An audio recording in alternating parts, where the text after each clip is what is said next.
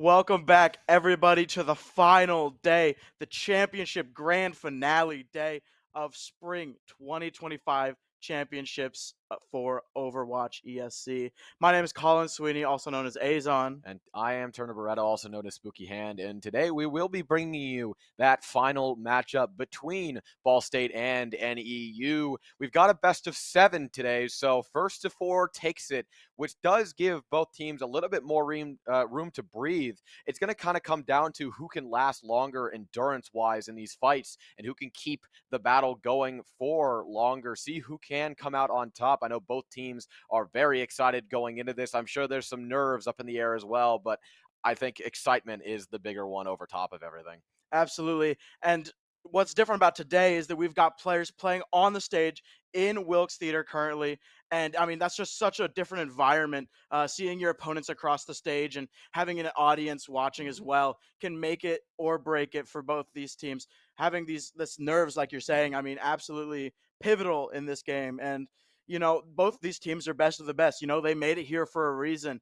I mean, Ball State running only through 3 games, Yeah. being the number one seed, and NU or NEU coming in there going through losers bracket after losing to Ball State during the winners final, and now they're back after beating Miami 3-2 and ending Miami's losers bracket run. Yeah, at this point, it's going to come down to, like I've said in the prior streams, it's just a clash of the Titans at this point. As we have seen prior in this stream, Ball State was able to take the league win. And if they're able to take the Overwatch as well, that will be a great thing for this team. But I know NEU is definitely up for that trophy grabs as well because they did end up losing that league trophy to Ball State. So they're definitely up to try and take that one from Ball State this time and keep Ball State away from the 2 sweep in terms of both brackets. Yeah, it's definitely gonna be a challenge though. Firstly, I mean, Miami is a very good team, but they did lose 3-0 to Ball State during the winners semifinal. Coming up against NEU, they barely squeaked out a loss against NEU, losing only 3-2. Compared to NEU losing 3-1 to Ball State as well. So this is going to be, I mean, all signs point currently to Ball State taking the win here, but you can't ever get too overconfident here. I mean, you've got or underdogs coming in here, and sometimes those are the most fun to root for. Being able to come into a game and not necessarily be expected to win. You don't have any things that need to happen, right? You like going into a game, you're not sure what could happen, right? Having all of these uncertainties can always run into a really good game, and I'm absolutely expecting a great game from here. Yeah, we are going to get into game here shortly because Ball State made it to the Grands first and did not go through the losers bracket. They do get an advantage, I believe, and I think that it is in the form of a map advantage. I think they don't get an entire map over top of NEU, but I think they get map pick advantage or map ban advantage, one of the two. It hasn't really been described to us all too well, but we're trying to get this going. We're trying to get all of the players ready to go. They're getting through their warm-ups, getting in the lobbies, getting set to go here shortly, and I'm very excited to see what ends up happening here because this is going to be some high energy gameplay from both teams, and I'm certain I'm going to keep the energy up as well because as you have seen, these games, especially these Titan games that we've seen between Ball State and NEU, have gone fairly close. I know when Ball State did fight them in the bracket earlier, they were very close to losing that second game against NEU. They barely squeaked by in game number 4 and was able to take it over top of NEU on that Flashpoint Saravasa, but that map indeed also came down to a 2-2 split between both teams. So right now, that endurance is definitely what both teams are going to be aiming for to try and keep that up as long as they can and keep themselves motivated for as long as they can to keep their streak alive. And right now, Ball State is on the edge of perfection. They have not lost a map not lost a game against anybody in this season, and they have not lost anybody in this bracket either. So if Ball State is able to take this all the way, they will go completely undefeated in both the season and the bracket. Absolutely. So let's get into this first game. We don't know exactly the map pick yet; it's still going on, but we can talk about. Never mind. We do know Oh what it is. shit, It's going to be yeah. Li Zhang, just like we Every expected. time, It's always Li it's Zhang. always Li Jiang, and if I had to guess, I'm wondering if hybrid is going to be King's Row. What a shocker. Very big surprise. But let's talk about Lijiang Tower here really quick. Last game that Ball State and NEU played, there was a very similar composition, right? They were always going the Ramatra. Droid was being very good on the Ramatra. Uh, Bordy and Duckland on the Tracers, and very interesting to see, as well as just kind of see throughout the games. Really, both teams being stuck on this Ramatra Orisa or Sojourn Cassidy. Hedwig being very notable on the Cassidy, especially on Lijiang Tower on last game. Right, I mean, being able to get those first picks always important, and I think that Hedwig has been really good. I think that he's going to be a big game changer in Yeah. that aspect. I mean, you've got Bordy and Ghost from the Ball State side being those DPS. Of course, Bordy is the flex, I believe, and Ghost being the main DPS. And so seeing that these teams have played each other not once but twice, and now coming at them again for a third time, they know what to expect. They can understand the patterns and the rhythms in both teams, and we're going to see how that gameplay translates into this final setup between both teams. So it's going to be interesting to see.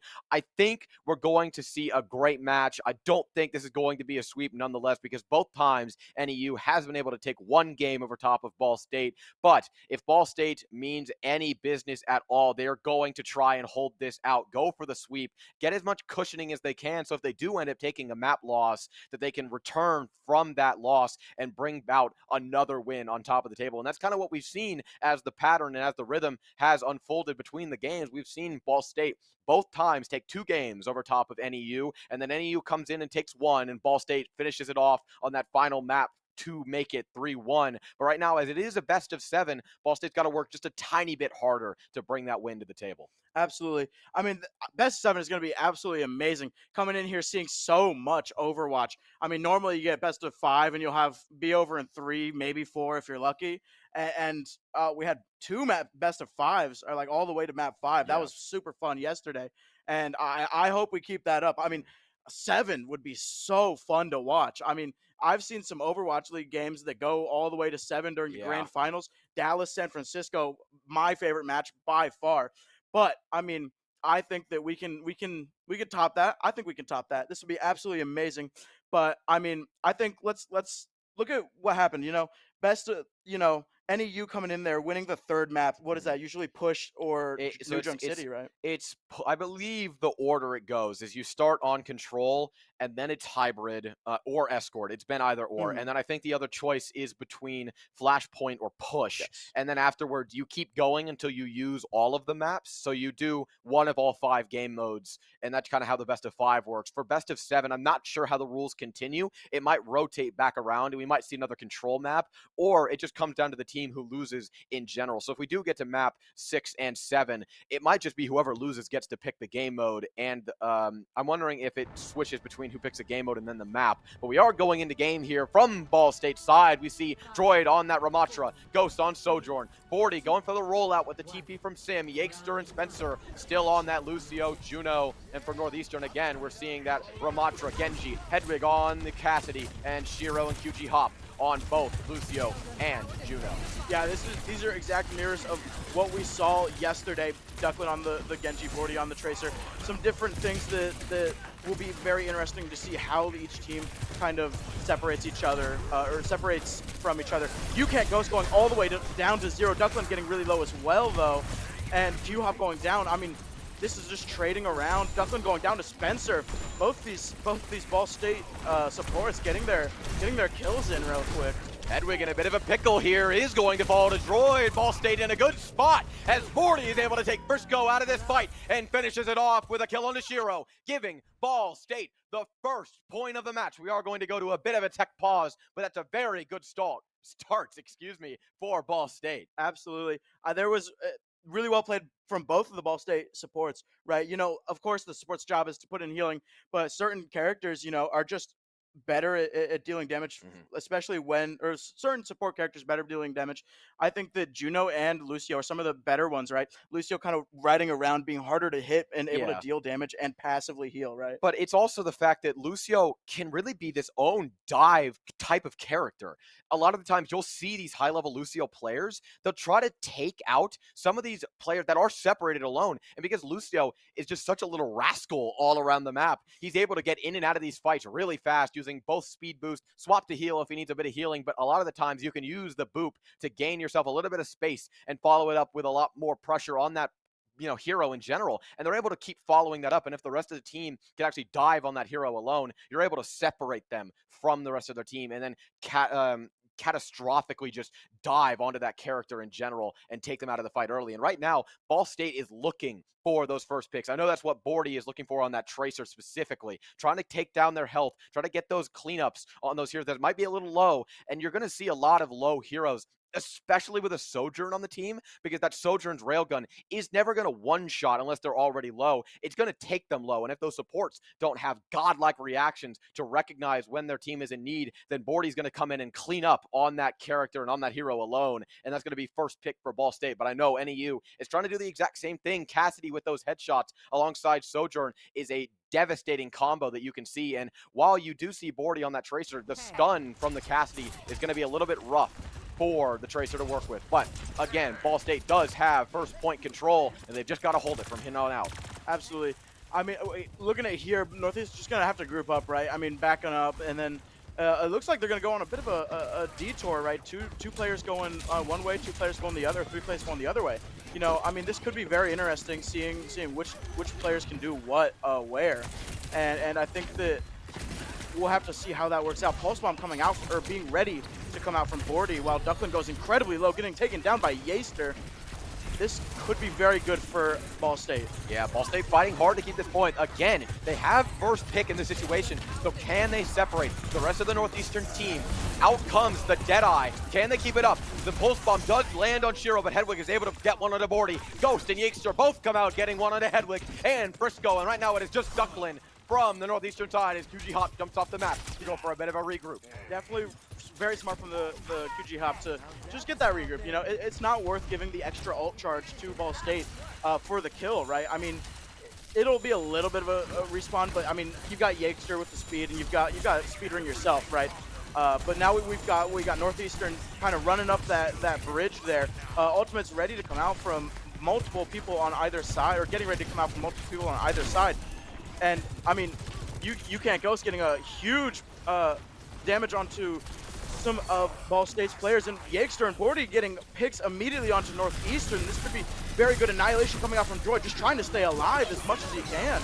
Yeah, we see the orbital ray. QG Hop is going to fall, but they do get it down. Droid able to find one under Duckling. It is just Frisco. Annihilation does come out. Can they take him down? Ghost falls. Frisco does manage to find one. The orbital ray from the Ball State side comes out. We see Beat just barely save Frisco, but he is going to fall. This is overtime situation. Hedwig off the map. Yeekster, what a kill. Can they keep it going? Droid is able to get one under Zero. The blade comes out. Can they keep this going? Duckling trying to find something. Is going to fall to Ghost.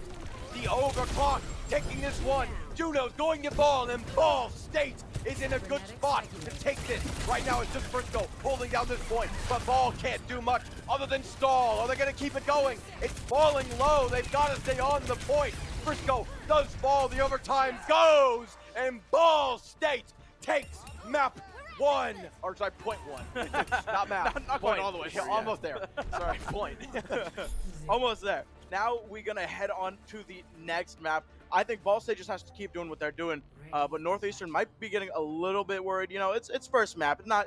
You got a lot of time left. You got a lot of Overwatch left to play. So just kind of thinking about what they might need to fix. Ball State could be. I would honestly love to see that Symmetra. I think the Symmetra's very good on this map for the most part. I mean, but I wouldn't be surprised just if a Probably TP comes the, out. Probably Yeah. just the rollout. Yeah. I mean, Bordy, Symmetra would be really good against a Genji and a Ramatra, right? Getting that the ammo reload onto Frisco's shield, you know. But no, we're not going to see that quite yet. Just the rollout. They are going to go 4 point as fast as they can. If Lucio can get there in time, Whoa! yes, they will! Yeekster with the speedy boot sending Shiro off the map. Ball State's got a pick in their favor. Once again, can they keep it up? Gotta keep the pressure alive. Yake's in a bit of a pickle. Does keep himself going. Frisco's going to fall. Ball State's in a good spot as Droid takes down Ducklin. And right now it is a 5v2. And off the map goes Hedwig and QT Hop for a bit of a regroup. That was so well played from Yexter. I don't know how he did it, but he got there so fast and was able to knock off Shiro from the map. That is such a huge pick. I mean, that's a lot of damage and movement, right? Being able to maneuver around this map is incredibly important, especially like for the Steam unit, right? Your goal, your entire goal is to get up into Ball State's base with Droid and with Frisco, right? And without the movement speed increase from Lucio, that can be detrimental and end a fight there. Yeah, we are going to see the fight re-engage, though. Ball State's team generally a little bit low, but Ghost with a clean kill on a Ducklin does give Ball State once again the advantage going into this fight. Ghost finds a second on a Hedwig. Droid cleans up for the third. It's just Frisco on the point, using that Nemesis form early, and I do believe we are going to see him, off the map to regroup again. Northeastern is trying their best to push past Ball State's defenses, but it's so hard when those first picks come out in their favor. Yeah, I think that, I don't know quite exactly what's wrong, but it feels like Northeastern's positioning just isn't quite where it needs to be. Ducklin getting caught out way out of position, I think, at the beginning of that first fight, or that last fight here. But I mean, I think that they can definitely have time to pull it back, but it's not going to be too much more time, right? They've got 70%. This is getting close to last fight territory here. 1 or 2 fights at the most. Yeah, right. They've got to find something soon. Either of these teams, Northeastern especially, as they try to work for them. You see the orbit come out from Spencer. Can anything else follow it up? Ghost is able to find one. So does Troy, but Shiro and Ducklin return the favor onto Ghost and Yexter. It's a 3v3 onto the point. Both tanks are battling behind their shields. Out comes one Nemesis form. I don't know if Droid has got his own, but we could see Annihilation come out from either side, and one does get popped. Droid is after the Genji, who does end up falling off the map, but they're going to climb back up. Can they take him out? We see Bordy with a nice kill onto Frisco. We're in overtime. Can they keep the blade going? It's just Duck, but it is going to run out. He doesn't find anybody but the tank itself. It does transfer over in the Northeastern's favor. We're going to see Ghost fall, and Ball State most likely go for a little bit of a regroup. But they are now in last team fight potential. If they take down Northeastern once, then Ball State will indeed take game number 1. Yeah, really well played. I think Northeastern was a little bit scared there, but Frisco used Annihilation so early in the fight. He was able to get one, but I mean, not having it at the very end there, Droid having it, a little bit scary, right? Annihilation form coming out from Frisco early as well. Could have been detrimental if Droid was able to have a lot of production with that at the very end there. Yeah, we see Beat come out a little early from Yexter here in this team fight. Not really gaining them too much momentum here. We're going to see Lucio, Shiro indeed, in a little bit of a corner there, but does end up backing out. Ball State now trying their best to fight past the Northeastern line. Tracer doing a little bit of poking in the back line. Is able to find Hedwig. A good trade is probably going to come out, but no, healed up. Droid now is able to take out Frisco in return. Ghost finds one. Droid finds the second. Can they find the fifth? Yes, Droid with a triple kill. And Ball State most likely takes this first game if they can get back in time. I don't believe so. And there it is. That was incredible from Ball State. Northeastern, it felt like they were a little bit disgruntled with Bordy in the backline so often. Bordy getting, I mean, so many first picks, it's kind of insane. But I mean, Droid played really well as well, absolutely deserving this play of the game here. I mean, it felt like he wasn't allowing Northeastern to go anywhere they wanted to go, splitting up the team there, yeah, right? I mean, Frisco was just kind of off in that corner, not able to do anything, and well, now here we are with Droid getting assisting Ball State with getting the first round win, and that's huge. They were able to just take the general picks away from Northeastern, and Ball State was able to find them really fast. Like I was talking about, and my voice is kind of shot already, wow. But seeing the Sojourn able to take out so much of the health from the Northeastern team, and then seeing Ball State able to capitalize on that and take them down early on is really big for Ball State because they're able to find that pick. And most of the time, it was either one of the DPS or the supports. If it was one of the support, that's huge for Ball State. And they're able to keep that momentum going through the rest of the team fight. And NEU either has to decide now to try and keep fighting this out, or a lot of the times we saw them regroup and just kind of jump off the map. So Yeah. they didn't give them that ult charge. It really felt like they were more environmental kills, and not even environmental kills, of just suicides off the map than actual kills. But it was kind of interesting to see how often that happened. But we will now be heading to a break as we switch off casters because so many people want to do this. Yeah. And I mean, yeah, we'll see you very shortly. Yep.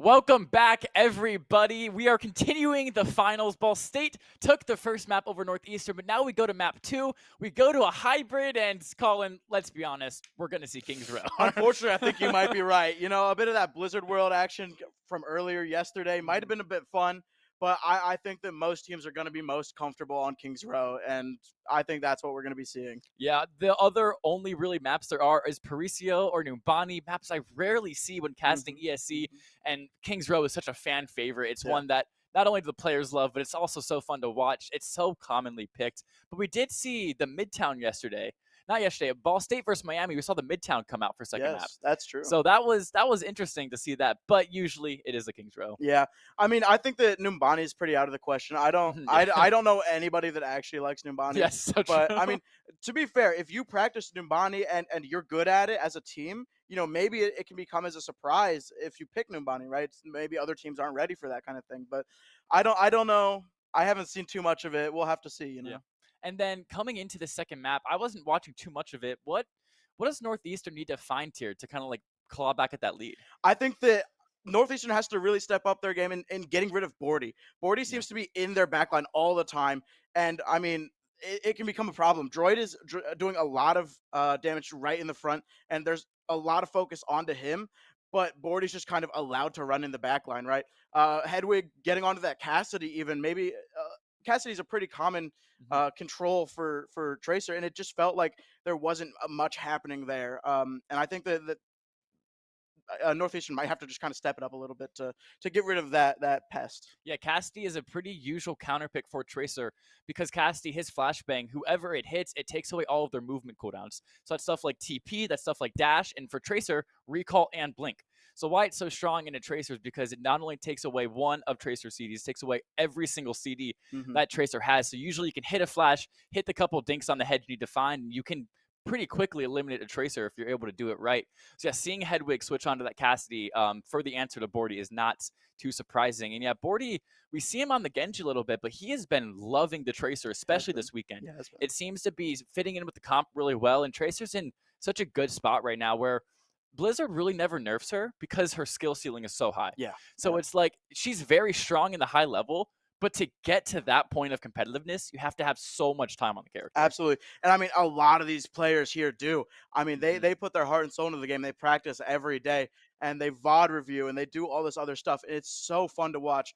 But going on to that Tracer as well, I mean, skill ceiling even higher with perks, right? Yep. Certain, I know you can get more health with health packs, or you can Mhm. get more blinks after a recall, and Yeah. that just incredibly increases the amount of things that a Tracer can do at a time, right? I mean, Bordy just really showing that off as well. Yeah, and you don't even mention the pulse bomb. One of the True, true. biggest like not game changing. Like if you can hit it, it's absolutely game changing. Just Mhm, starting a mhm. fight off with a free kill, a free Yeah. pick. If you land every single pulse bomb, I mean, you're just like you're essentially winning every fight. Oh, yeah. So the skill ceiling is just crazy, crazy high on her. And we do have some highlight intro for the map. So now we get to see, is it King's Row? Ladies and Oh, oh, gentlemen, it it is! is! Who is surprised? No one. No one. I mean, classic. It's a staple. We love it here, and I mean, we're having fun. we We're are, gonna we are. we're gonna we're gonna cast it. It's not gonna be anything different. What I think that does mean, though, that if we do get it to 5 maps, we will see new maps. Coming out. Hopefully, Yay. um, we'll see how that goes. But Kings Row, absolute staple. I think that we can definitely expect to see a lot of the same things. The Ramatra, the Sojourn, and I think we'll see a lot of the Pharah as well. That was a staple throughout this tournament. So much vertical high ground cover, and a lot of teams have been and picking that, including Northeastern. And I think I'm excited for that. Yeah, and what Ball State usually does for these hybrid maps is we switch out Yakester for Alphabet and we Mhm. run those double flex support comps. So we're probably going to see the Kiriana come out from Ball State opposed to that Juno Lucio. Yeah. It's just something that we've been doing this second semester. Since we have three strong support players, we have Yakester, we have Spencer, and Alphabet. We're able to have that flexibility. We can play the flex main support, Juno Brig, Juno Lu, Kiri Lu, but we can also play those double flex support comps when they're needed. The Kiri Juno, the Kiri Ana, the Juno Ana even. So just having that flexibility is really nice, and I would not be surprised if we see the Kiri Ana here. Yeah, I mean, I think that's such a good comp as well. I mean, being able to have the Suzu as well as the anti-nade, Mhm. it's absolutely huge, right? I mean, anti-nade does so much, especially with the new Yes. perk that can just bounce it around, Yep. right? Always fun to see that in use. But uh, also, a lot of the sleeps can be useful. A lot of the kunai with the extra like headshot damage, absolutely huge. You've seen a couple people in this tournament, especially QG Hop, right, hitting those incredible kunai shots Mhm. and doing a lot of damage on Kiriko. I kind of hope to see that a little bit more of that. Definitely a main character that they have been picking. Yeah, from all of the flex supports, across the board, you think about Nitrous Oxide, Killian, Flip Flop, Spencer, Alphabet, QG Hop. When they hit those Kiri headshots, they're yelling to their team, Oh yeah, headshot, headshot, headshot. 120 damage to a squishy is yeah, essentially half their health. It either forces a cooldown or is a target for a dive. yeah. So it's just crazy when you hit those headshots. No, absolutely. I mean, running into just like it's kind of like a post bomb. Get in there, having so much initial damage into a fight is just absolutely huge. And if you can go up a fight super early, I mean, that can be absolutely huge. I'm sorry, I'm looking at Ball State's comp right now. I don't know if they're trolling me, but we're looking at Winston, Hanzo Genji, Kiri Moira. So we're playing. Okay, so they're trolling me. Yeah, Gotcha. I think it might be a gotcha. little bit. All right. I know. Funny joke, guys. Oh yeah, oh yeah. I remember I played high school and we were on a LAN once, and I picked ball in the spot and they were going crazy, losing it. It's like, oh okay, man. But no, it's always fun. Droid going finally picking onto the Diva, which is a pretty good pick. I mean, being able to dive onto that high ground is absolutely huge, especially being able to get those Northeastern supports out of position, right? Started Hanzo, switched to the Sneaky Widow. Northeastern won't expect that. That's going to take away so much space from them, as if you peek this main line of sight here, you need to hide your head, essentially, because that Widow, as you know, can one-tap headshot most squishies. Duckland looking for some peeks into the back line. It's a good amount of poke on Alphabet, goes for the dive. Alphabet does have that nade still, so he's going to have to back up a little bit. But Duckland making a lot of room there and taking away the main source of healing for Droid. Droid, though, diving Shiro, has to push him all the way off. I believe it's Shiro, that's on me. But Duckling gets two, gets Ghost and Alphabet, melees the entire backline of Ball State. Spencer and Droid are now kind of trapped up here. Yeah, absolutely. I mean, a little bit scary for Ball State, you know, getting 3 picks immediately, and yeah, now Spencer and Droid are stuck up here. I mean, it's gonna be a short minute until Ball State can get back into the fight, but Northeastern is going to turn a lot of attention to them. Maybe that'll allow Ball State to kind of push forward and take a lot of space. But Duckman goes back onto Alphabet and is just getting so many picks. Yeah, we might have to switch off this Ana here if it's not working. If Duckman is just able to find these timing dives, find this really good timing that he has been, Alphabet just essentially is getting spawn camped and won't be able to find anything. Yeah, it might be better if Droid, with Defense Matrix, kind of travels more in a group with the rest of his team. I think that the dive can be very useful, but if you can Defense Matrix the Genji and just get him out of the fight, 40 getting huge deflect kill onto Hedwig. Yeah, that's a huge kill because it takes Hedwig so much more time to get back to the fight than it does if a Ball State member dies. And Droid just may be able to get QG Hop as well. No, he gets C-Mech, but he has that bomb. So he is able to recall his mech and kill QG. 40 kills Frisco, uses that Dragon Blade as Duckland, forces out Suzu, but can't do much more. And Ball State looks to be able to get the first cap here. That was really well played. Duckland using Blade there a little bit, unfortunately. I mean, not much production coming out of it, but Ball State also kind of using Droid's ults, but it's gonna end up swapping anyway, so it's kind of okay. And now we have to see what they can do. Both teams pretty similar in ult economy here. We'll have to see what goes on as Alphabet switches onto the Juno. What do we think we see from that? Yeah, so Alphabet, we talked about it a little bit, that Ana getting dove really easily. With Juno, you have more movement, so it's a much harder dive target than that Ana. But now we see Droid switch onto that Ramatra as well. So we're going full brawl. There's a kick snake coming out from Spencer. That's going to give Ball State so much space. They're just running them down with a counter orbital ray out from QG Hop. Frisco's able to get Hedwig. Now he hits Annihilation. He gets Spencer. He's looking for Alphabet as well. Hedwig's able to finish it off. And Northeastern kite the kick snake perfectly and use orbital ray of their own to win the fight. That was so well played. I mean, it felt like Alphabet QG Hop used orbital ray so far forward that as soon as Frisco was able to just run straight through it and hit the backline, where orbital ray just wasn't there anymore, right? Just running straight through, which is a huge thing. I mean, he also had a shield blocking off heals and blocking off damage, right? It really felt like Frisco just kind of ran down and was using Annihilation to such good effect here. Yeah, I would not be surprised if 40 uses that Dragon Blade and then instantly goes to that Tracer. I think in this comp that Tracer works better, and there it is! The Sound Barrier comes out from Northeast, and the Dragon Blade is able to get QG Hop for Ball State. Now Bordy's looking to kill Frisco. They've swapped sides here, as you see Frisco's all the way in the Ball State backline, and Frisco gets one, Frisco gets two. Duckman's able to get the kill on his Spencer. Droid falls next, and Ball State do not have it. Once again, they lose a team fight, and I will not be surprised if Bordy switches to Tracer. Yeah, there it is. I think that this is something that Northeastern should be a little bit afraid of, getting into the back line, you know? A little bit scary. Definitely what ended up being a huge deal in the first Lijiang Tower match. But we'll have to see how Bordy's able to do that, and if he's able to do that at all. Because it seems like Northeastern is incredibly wary of this pick already and just trying to find him. Yeah, Duckman took a lot of damage from Ghost there. Nearly got killed before the fight started. There's the overclock from Ghost. Gets Hedwig. Great headshot from him. Shooting Frisco, making him back up. He is able to find the shot onto Shiro as well. Whoa. And he kills Duckman while Dragon Blading. That's the first Ajax of the game, ladies and gentlemen. Alphabet able to get the Juno diff on QG Hop. And what an overclock from Ghost. That was so well played. Duckland getting really just unfortunate, and that's going to be the second unfortunate blade that's happened. Just not able to get any production value out of it. But now Northeastern having a few less ults, and it's going to look a little bit scary. What was that coming out of Spencer? Like, that's what we've been talking about. Such a huge headshot difference. I mean, being able to see these supports just having such an impact on the game, both healing and damage. Yeah, so just like that, Shiro is out of the fight. Spencer finds the headshot, and Spencer has that kitchening up as well, and Alphabet has Orbital Ray. Ball State has 3 very strong ults, and there we go. The Orbital Ray comes out from Alphabet. So much healing, so much damage. Look how much space Jordan is able to take with that. The Annihilation comes out from Frisco, though. That kills Ghost. Ghost was able to trade out with Duckland, but Shiro gets one. The Annihilation comes out from Jordan. Can he kill Hedwig? He has so much healing from QG Hop. He does not able to get him. He takes a rail to the face, which would force him to so low health, but he gets Shiro. He's able to find the workaround, able to kill Shiro. Bordy trying to come back on that Tracer as quickly as he can, but it looks like Northeastern has the high ground here, but Spencer, now the KitchenAid, the Orbital Ray comes out from Northeastern as well. The Hyper Ring being invested. Ball State need to win this fight. They've invested so many ults into it. Can Bordy find the Pulse Bomb stick in the backline? He's looking for it. He's looking at QG Hop, but QG Hop sees him, respects him, and is running away. Ball State have to bide their time now. They only have 15 seconds. Go!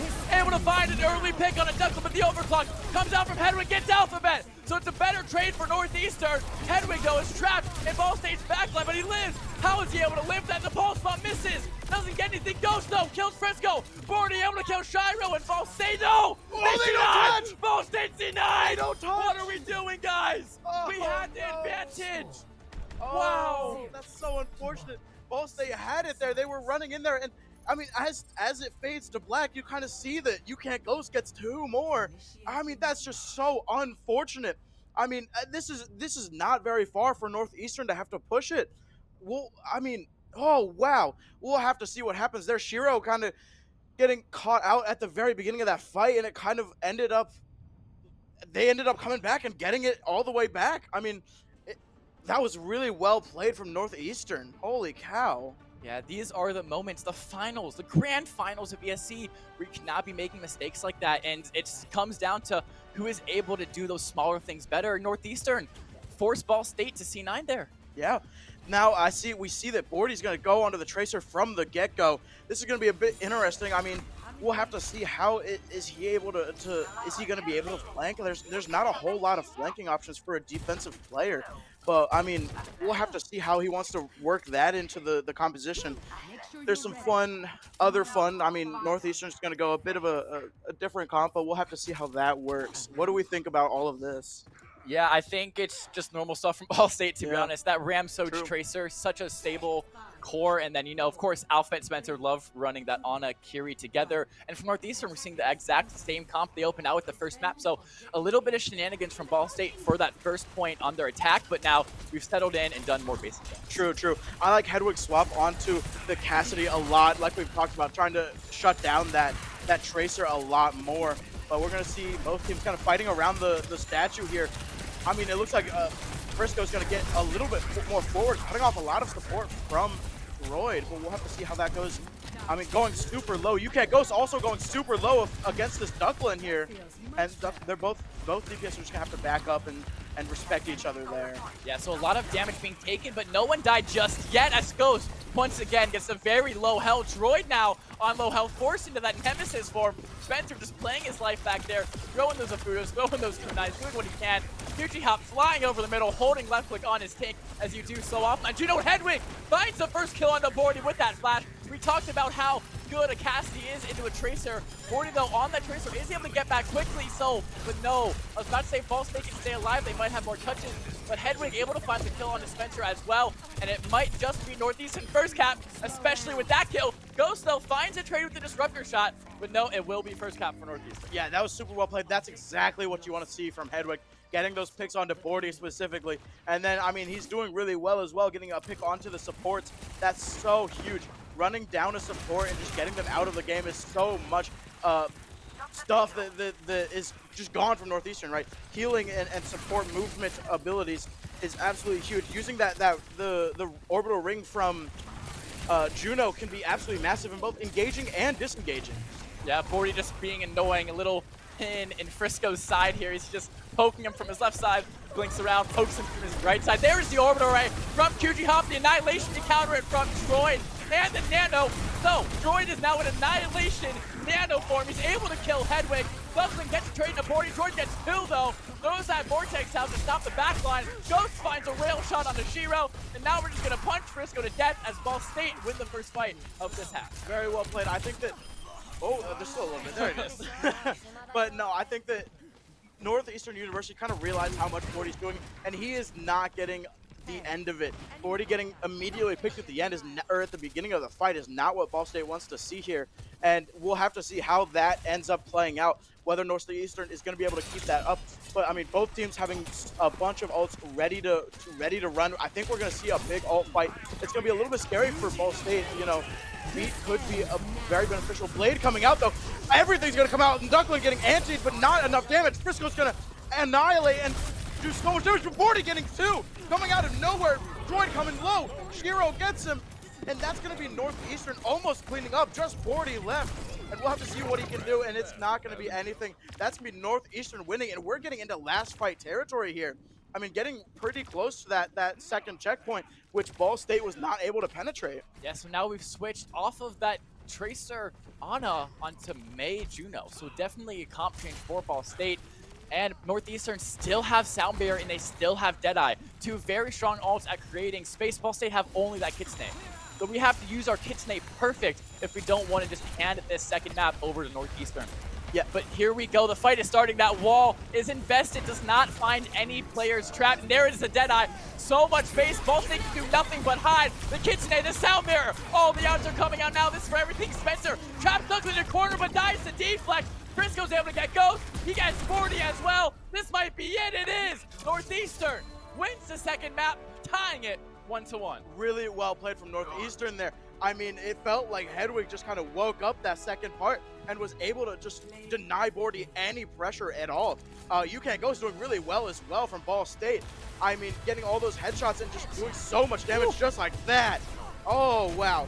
And I mean, I think that this is going to go the distance. I'm going to say this is going to go the distance. Oh, absolutely beautiful. Everybody doing their job on both teams. Just unfortunately, Ball State was not able to get that second point there. And, you know, I really liked what Ball State was trying to go for at the very end there with the Mei. You know that you have to play on point for the rest of the time. Bordy getting off of the Tracer. No more flanks exactly, right?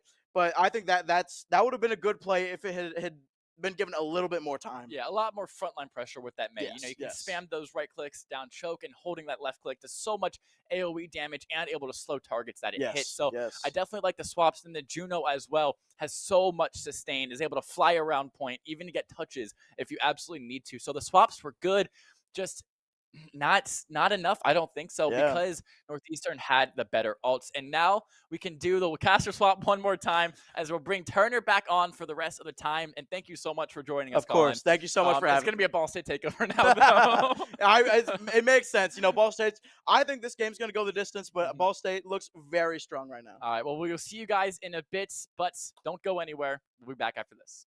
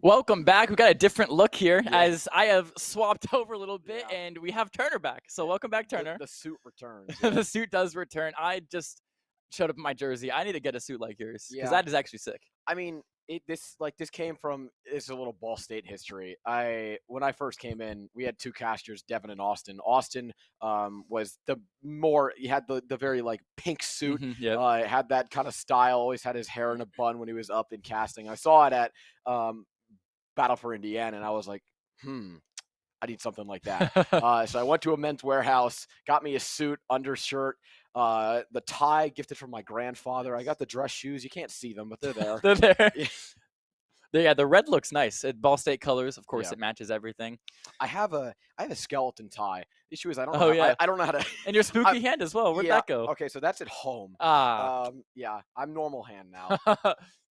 Yeah, Disappointed. it happens. But anyways, getting onto the third map, Mm. which has been for the weekend switched to push maps now. Yeah. Instead of the flashpoint that we usually see. So Esperanza's an option, of course, New Queen Street, Runasapi. Which is the map. And the fourth one, is it Runasapi now? It is, yeah. It is just Runasapi. Gotcha. No, sorry. That's what they picked. Yes, that is. Yeah. So that is the map we're playing here today in a 1-1 tied map score going into the third map. Yeah. I'm very excited to see Ball State try to take this one again. If you weren't here watching it, this is the map that Ball State originally lost to NEU. Originally NEU just kind of came out swinging. They were able to do that thing you do on push, which is just win the first fight, push it about halfway, and then you just fight back and forth until the game ends. I'm not a huge fan of push. I know Wyatt isn't either, just because it's a huge just stall fest, basically. Who can stall the other person the longest? There's not really an objective other than when you win a team fight, you push the robot like 20 meters or something. But when the robot is now stalled between both teams, it just kind of goes back and forth of the guy just walking. And we did see an incredible win on this, and I believe it was also NEU, I think. They were almost about to lose. I don't remember the team. It might have been maybe it was BGSU. I don't remember. But it was a map. They were on Runasapi. I think it was NEU. They had been losing and then carried the robot for about like 3 minutes all the way to the end and took it in overtime. That's what's cool about push maps, in my opinion. Yeah. That is that's the one good part. But yeah, the issue is though that's so rare because you've got to win so many team fights in a row to come back, and it's just kind of up in the air because there's so many ults that come out, and it's really dependent on that. But other than that, it's a fun game mode. I just don't think it's for me. Yeah, and I do assume on the Ball State side, Alphabet will stay in for Yakester. That is at least my guess. I could be completely wrong about that though. Might be switching. But usually, at least what we have done in the past this weekend, we keep Alphabet in for the Runasapi, which means we'll see that Kiriana, we'll see that Juno Ana, or the Gino Kiri. Probably not. Yeah, I'm assuming Ball State isn't going to play Winston into Ramatra this time. I know that's what they played against NEU originally. They tried something new. Didn't necessarily work in their favor, but we will go ahead and see what they end up playing here in a short moment. I believe 20 seconds before we see it. If they do end up trying it again, I'm not against it, but it definitely didn't work out the first time. So I'm wondering what trying it again would look like. Yeah, and I am a big liar. Yakester, as you can see, is in for Alphabet, so we'll be running those normal support comps, that Juno Lu, that Juno Brig, or that Kiri Lu. My guess is the Juno Lu. We can see if I'm right in a second. Yes, the Juno Lu will be played from us. Okay, so not seeing the Bastion, not seeing the Winston from Ball State. We're seeing the Robotcha mirror once again. From Ghost, we're seeing that Ash come out. Bob was a huge target on NEU's back originally when they sent that out. Bordy still on that Tracer. We saw the Yakester Spencer combo on the Juno Lucio. From Northeastern, a bit of a mirror between the two Tracers. Hedwig still on that Cassidy, and Shiro and QG Hop again on that Lucio Juno mirror. Yeah, so here we go now, just opening up the fight. You talked about it. Ducklin usually plays that Genji. Now we see him on the Tracer. Not something I've seen a lot, but I'm excited to see how those Tracer Lucio 2v2s happen that they so often do in high-level competitive Overwatch like this. Yeah, but we are going to get into this first team fight here. Ball State trying to take these pick angles, trying to do as much damage and allow Bordy to come in for the cleanup kills, trying to see if they can't take anybody out early, because Ball State, once they find that first pick on it, usually is able to clean up on the rest. And right now, they do take the robot and start pushing it in their favor. Bordy able to go find a few bits of damage here. The speed ring does come out, giving the Ball State team a bit of mobility around this. We do see a good dynamite satchel come out from Ash. They're landing onto, I believe, 3 of Northeastern's members of their team, and right now we're seeing Frisco a bit low on health, does have that Nemesis form in their back pocket, which does end up getting popped in his favor, and now the robot is going to go a little bit back and forth here as we still wait for the first team fight victory for either side. Yeah, no one has died yet. Both teams are just playing their lives. There's so much sustain in these comps with that Ramattra Juno. Not only does Ramattra have the Nemesis form that gives you extra armor, the Juno has so much healing output, one of the highest in the games, if not the highest in the game. Yeah, we're still waiting for the first pick to come out. 40 after the Tracer right now of Northeastern side. Ducklin still on the prowl a bit. Droid just get a little bit low here, trying to go as much for block as damage, but it is going to be hard to keep Droid alive. Frisco finally finds the first pick, and the rest are hopefully not to follow, but Hedwig does find one on the board. Yexter returns the favor onto Hedwig. Frisco finds a second, and right now it is just 2 members of Ball State remaining. The Juno, 1 HP, can they find it? No, Frisco and Ducklin able to clean up, and Northeastern finally takes the first point for themselves as they start to push the robot ever so slightly towards the end. Yeah, Northeastern did a really good job of separating Droid from not only Spencer, but the rest of his team. He got isolated in that corner. Spencer couldn't heal him anymore, and because he had no healing, no one around him to help him, he just fell and died. Yeah. What you want to do right now as Ball State is stop Northeastern as fast as possible, because once they gain that momentum on you, it's really hard to set back on top of it. But Droid is once again going to find himself cut off from the rest of Ball State's team, and as Bordy tries their best to stall onto the point, it is unlikely that they're going to last for very long. Does find one before they're taken out by Shiro. We're seeing now Northeastern chase after the Ash of Ball State's Ghost, trying to get out of there as fast as they can, but right now Northeastern is slowly getting closer and closer to the halfway mark, and they do find the fast spawn.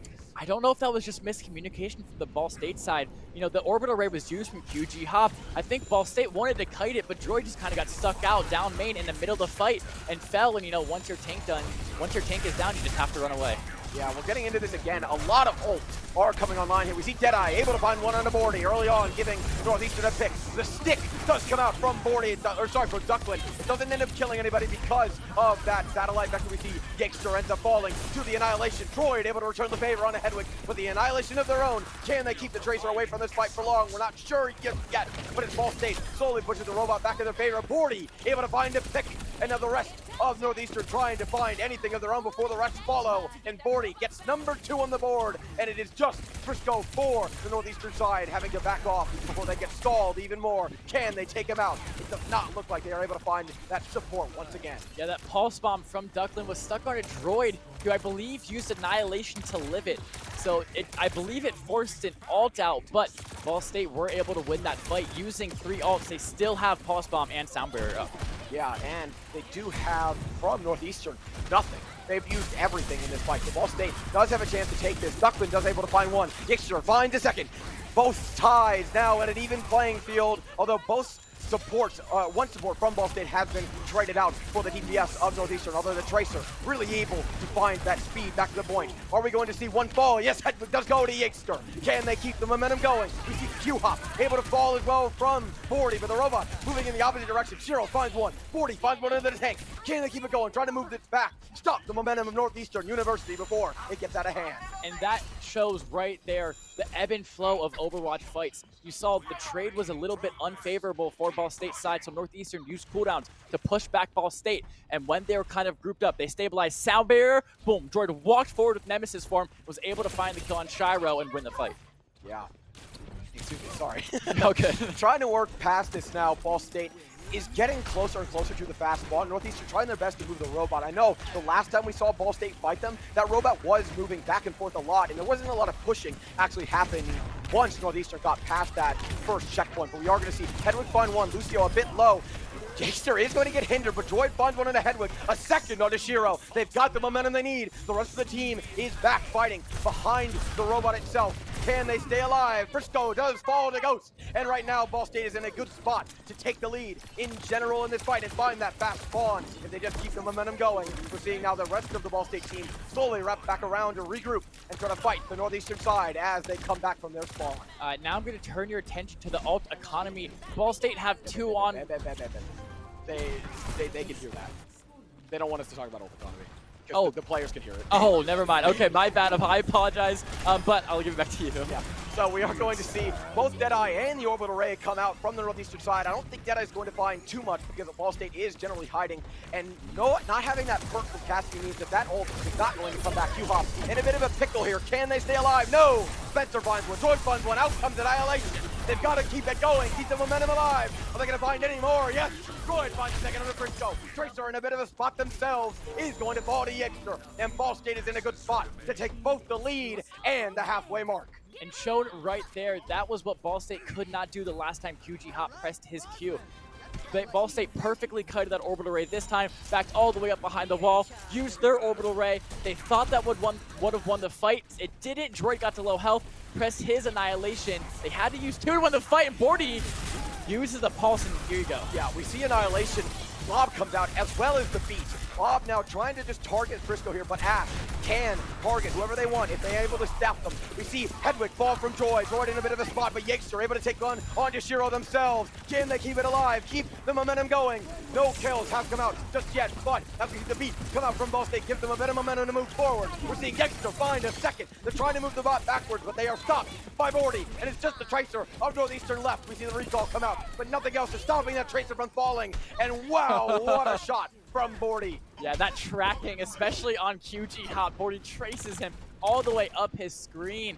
And just right there, it looks like Ball State have found what they needed to. They took a huge deficit early in this fight, but they regrouped. They found the counters. They didn't switch, but they just found how they had to counterplay to Northeastern here. Yeah, they are keeping the momentum going. And while they're trying to push the bot back to try and build Northeastern some space, and as I said, the Hedwig is able to find one on the Bordy, which does take Ball State's deficit a little bit further as they are trying to fight on point as much as they can. Spencer trying to stay alive or keep the Droid alive as well. We're seeing Ghost now try to wrap back around here as the bot is slowly moved back, and Ball State goes for a little bit of a regroup, which is going to stop their fast spawn. Yeah, Yakester falls early there, so Ball State can't do anything. They just fall back. Don't want to lose anyone else. Don't need to stagger yourself out, and you do get the touch before they get the response back. Yes, that's very good, but any movement off of that bot in general is going to mean that they might take the fast spawn away. So if you do end up losing one player, that's going to be a while before they're able to come back, unless it is somebody like Bordy on that Tracer or the Lucio from Yakester. But as Ghost is able to take one on the Duckland, we're now seeing, ooh, unfortunately, Hedwig does land a nice concussion mine on the Yakester. Out comes the shot from Hedwig. It does find one, the Deadeye. What a kill on Bordy themselves. Can they keep it going? They're slowly pushing this back. Wow, we do see a lot of Ball State now coming back out of spawn. Droid is just trying to hold off and wrap back around towards their team themselves. Ball State still has the advantage right now, but they're slowly losing it as Northeastern moves forward. And Shiro does switch off that Lucio onto the Kiriko, which has much more sustain. There's the orbital ray from QG. Seeing Annihilation come out from one. The orbital ray come out. The pulse bomb able to find one, but Droid returns with finding 2. Can they keep the momentum going? Droid finds 3. Keep it going. Can you take the tank out of this fight? Find number 4. What a shot from Droid, and what an ult. Yeah, that camera angle of close-up of Droid, this is the googly eyes right in frame. I'm absolutely dying of laughter over here with this April Fool's update. Duckling getting a little too aggressive there, forced to use his recall, and it looks like Bordy and Yakes are playing so aggressive on that angle.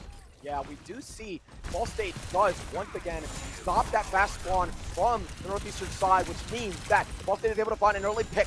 It's going to give them just enough time to slowly move this back. We see the Nemesis form come out from Droid. Nothing has been popped from the Northeastern side in terms of Nemesis. Out comes that Nemesis I was just talking about. Both sides now going to have that on cooldown sooner rather than later. The Kitsune Rush comes out from the Northeastern side. Duckman able to find 1. Hedwig returns to find 2. Can they keep it going? 40 still trying to go for that recall. Duckman finds a second. Ghost finds 1 in return, but Zero able to take out Yakester as Hedwig cleans up the fight for Northeastern. So now here we go. This is what we talked about right before Turner. This rarely happens, but a last-second push for Northeastern.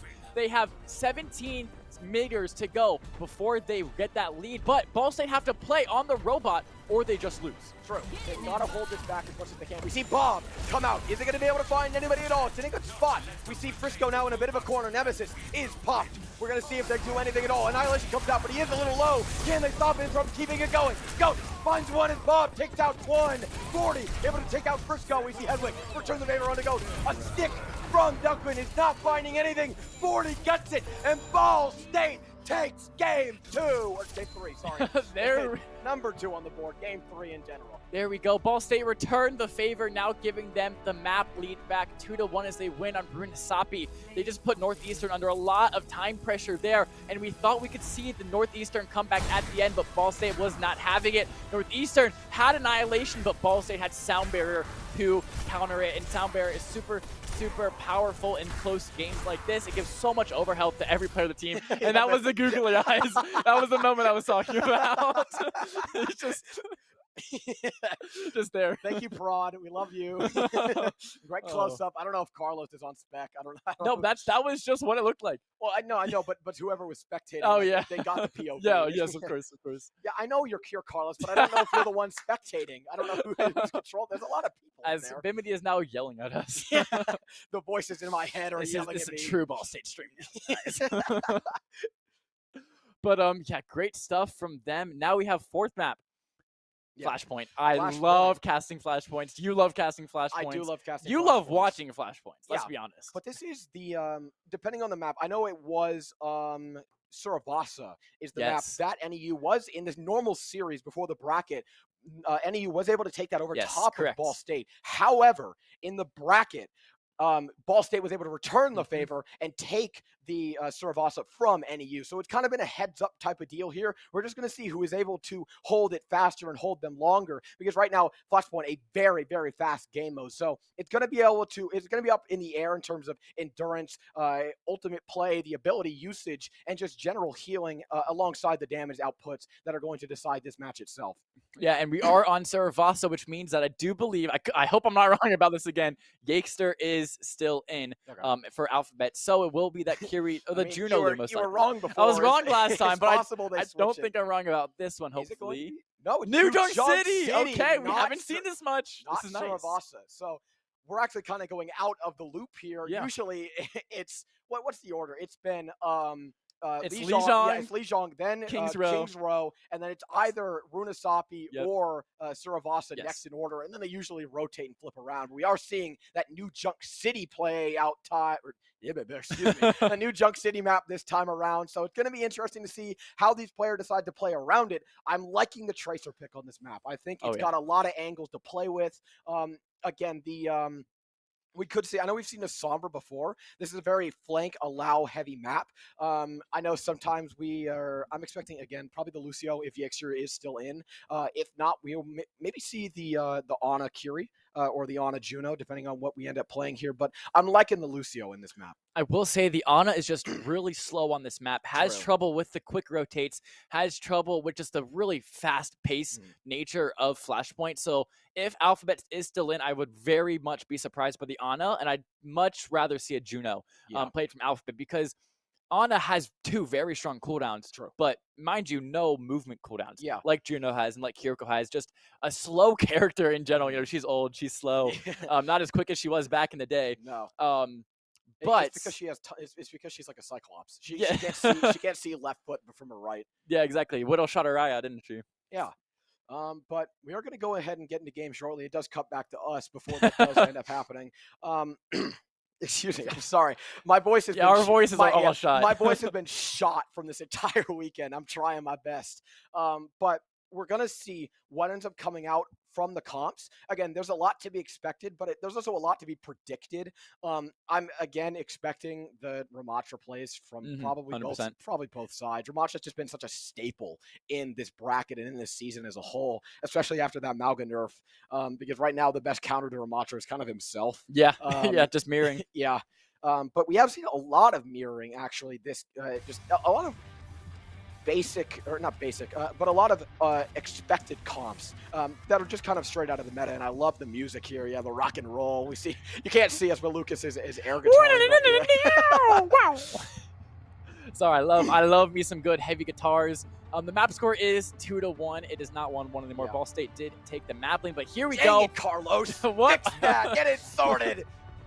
Yeah, kaboom! I'm playing.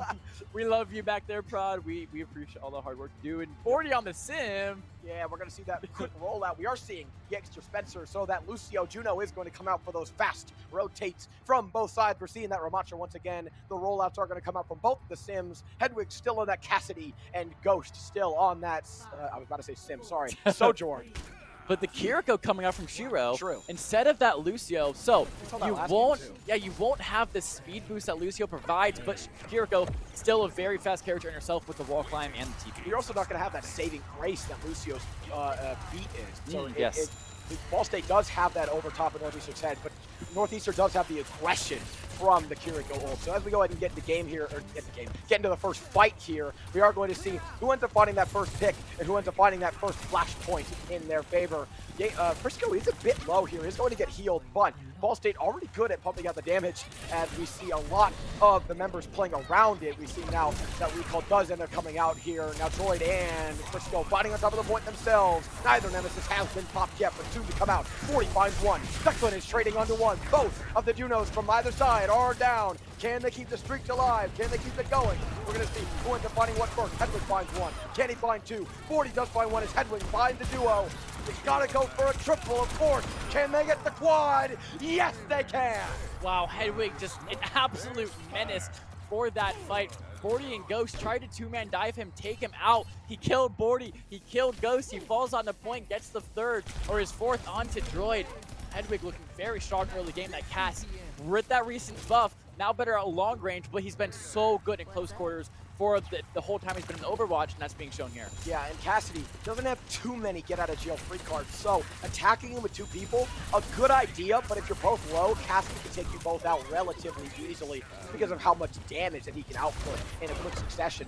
So we are going to see the next team fight from both sides end up coming out here. They're playing it a little slow and a little bit spread out, I would say. Trying to back up and regroup a little bit here. Duckwood able to find one on the extra early on in this fight, giving Northeastern the early pick, and already at 70%. Means that Ball State is now closing in on that last fight territory. Yeah, this part of the map, this point just seems to be better for Northeastern. Just because that Cassidy, it's so much better at the close range quarters like this map is. You see all the walls, everything is closely packed, but Ball State might go for a touch here. Yeah, I mean, you can try to take this into overtime, which is going to be the case, but as that happens, Hedwig finds one, Ghost does find one, Duckland sticks onto Ghost. They've got to try and keep this going. The Kitsune Rush is popped during this fight, and we see Hedwig now sitting on the high ground, a Fuse fighting underneath it in general. QG Hop able to find one on the Yikester. It is just Droid, I believe, on the point itself. Nemesis is popped to see if any of their team can come back and save the day, but no, as Shiro takes it on the Droid, and Ball State runs at a time. The first point is most likely, and as it does, goes to Northeastern. Even though Ball State didn't win the point in the end, they forced out that Pulse Bomb and the Kitsune Rush from Northeastern, and Ball State only invested their Pulse Bomb themselves. So, you know, you didn't take the point, that's not the best, but at least you got the Kitsune Rush out of it. You can take at least some hope going into the next fight. Yeah, and while they did end up killing some, or staggering Droid, Ball State is able to get to this point first, which does force Northeastern into a bit of a spot as they go wrap back around, but Yakester's going to fall. 40 finds one into Duckland, so they are traded out, but Hedwig finds number 2, trying to chase after Ghost as they keep going for that High Noon. Joy finds one into Hedwig. The High Noon finds nothing. See the Annihilation come out. Can't it find anybody? The Kiriko comes out to try and save it. So does the Orbital Rush. Are they able to find anything through it? Joy falls. There's not much that Ball State can do through this, but Yaker is able to do something as they find one in a QG Hop. But 40 is able to trade one as well as Duckland returns fire onto Yaker themselves. Ball State does have point contesting themselves. They are building it up, and right now it is only the tank being Frisco on the board itself who is likely going to go for a bit of a regroup. For those at home wondering how these fights are able to last so long, because when a team goes to a disadvantage, they pop an ult. You saw as soon as Ball State fell to a disadvantage, they popped Annihilation. Northeastern fell to a disadvantage, they used Orbital Raid. The fight just keeps going. Yeah, Frisco is in a bit of a pickle in between Ball State's members, but Duckland finds one, Hedwig finds one. We see the beat come out from Ball State a little bit too late, which might be a little bit of a waste here. We're seeing Frisco now low on health, but is getting that healing that they desperately need. Droid finds one, Hedwig is able to take out Droid. Frisco, can they find one on the Ghost? They back off and Target the Lucio instead. Can Lucio get out of here? No. Hedwig is able to take it. However, Ball State at 77% on the fight itself. They are able now to get themselves closer and closer to the last fight potential if they take this next team fight. Yeah, Ball State is fighting really separated right here. I don't know if that's their game plan going in, but if they want to win, they have to either play more together or when they're taking these separate fights, take fights that advantage you and not Northeastern. True. And we did see a lot of ults come out from Ball State, but a good amount did come out from Northeastern as well. So as Ball State goes into this next fight, we're going to see if any ults are popped at all from either side. The Tsune Rush does get popped. Hedwig gets one. Ghost trades off. We're going to see if any come out more. We're seeing Duckman find one as well. Frisco trying to figure out where to go right now. 40 and Droid get one each. Frisco is able to take out 40, and now it is just the tanks battling it out. The Tracer of Northeastern actually still alive, and I believe it is only Droid on the fight themselves as the rest of Ball State regroups back around to try and get back in, as both sides do exactly just that. Yeah, they don't get the cap here, so Northeastern will get that point. 99% of Deadeye is invested, but he gets headshot railed. Yeah, he does get taken low a bit here. I don't think he's going to be able to find anything at all. He does get that 40% back from the perk itself. And as we go into overtime, is Ball State able to take this one back? No picks have come out just yet. Duckman goes low. 40 able to find it. Hedwig, though, does take Droid out of the fight. And as overtime ticks down, they've got to contest a point here. Are any other ults or any other kills going to come out just yet? I'm not entirely sure. They've got to focus fire onto somebody.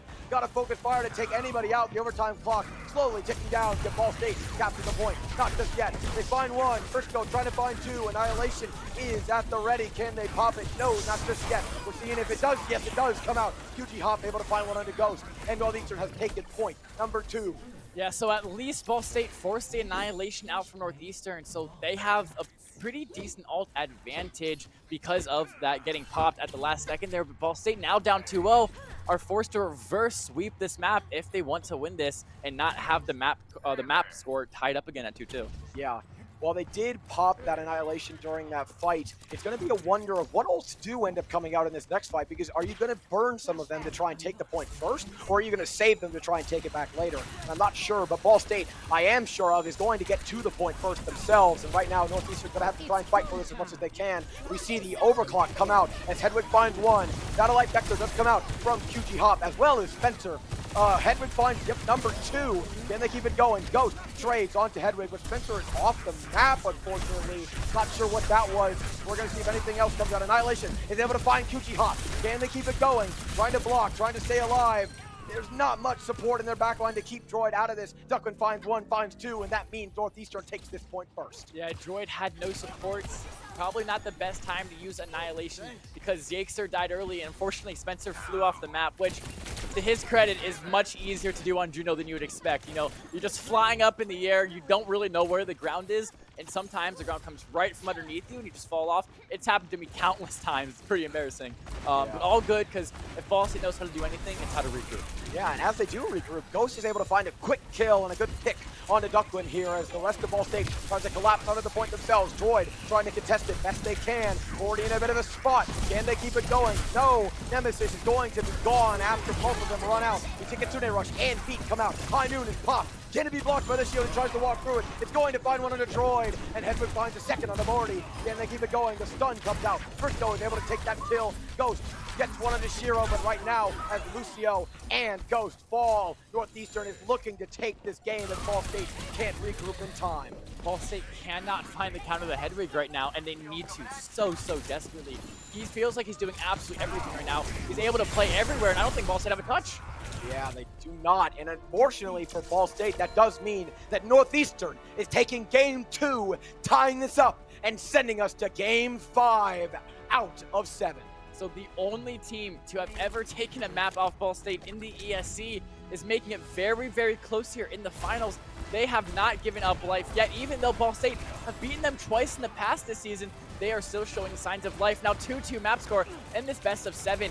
If this was a best of 5, usually this next map would decide it all, but I'm so glad we got more action. We still have at most 3 or at least 2 maps to go through here, so much more action to go through.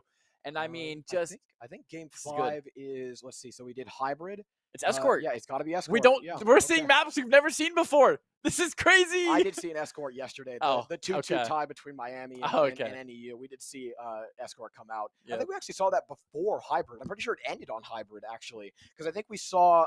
Let's see, game one. Game one was Control. Game two was Escort. What map did they play? It was Could have been Shambali. It was. Yes, it Okay. was. It Okay. was Shambali. It was Shambali Monastery. So we are tied up now at 2-2. So it's an interesting, it's a very interesting place to be between these teams, but it gives us an even better show. Yeah, and I do know I have a little bit of insider knowledge that I heard. I heard Ada and Alphabet talking over. So this Escort map, Alphabet will be played over Yakester unless it's Shambali Monastery. Funnily, Yeah. that was the map we were talking about. So we do get to see that Ana Kiri come back out, and we know how strong Ana can be in these push the cart maps. Yeah. I mean, it's a little different between Hybrid, not only literally, but also in the way that it's played. I mean, not having the initial point to capture and give yourself more time means that you have to get to the checkpoints direly. It's incredibly important that you reach them and not allow yourself to be held, because on Escort usually there's a lot more chokes. It's a lot more tighter.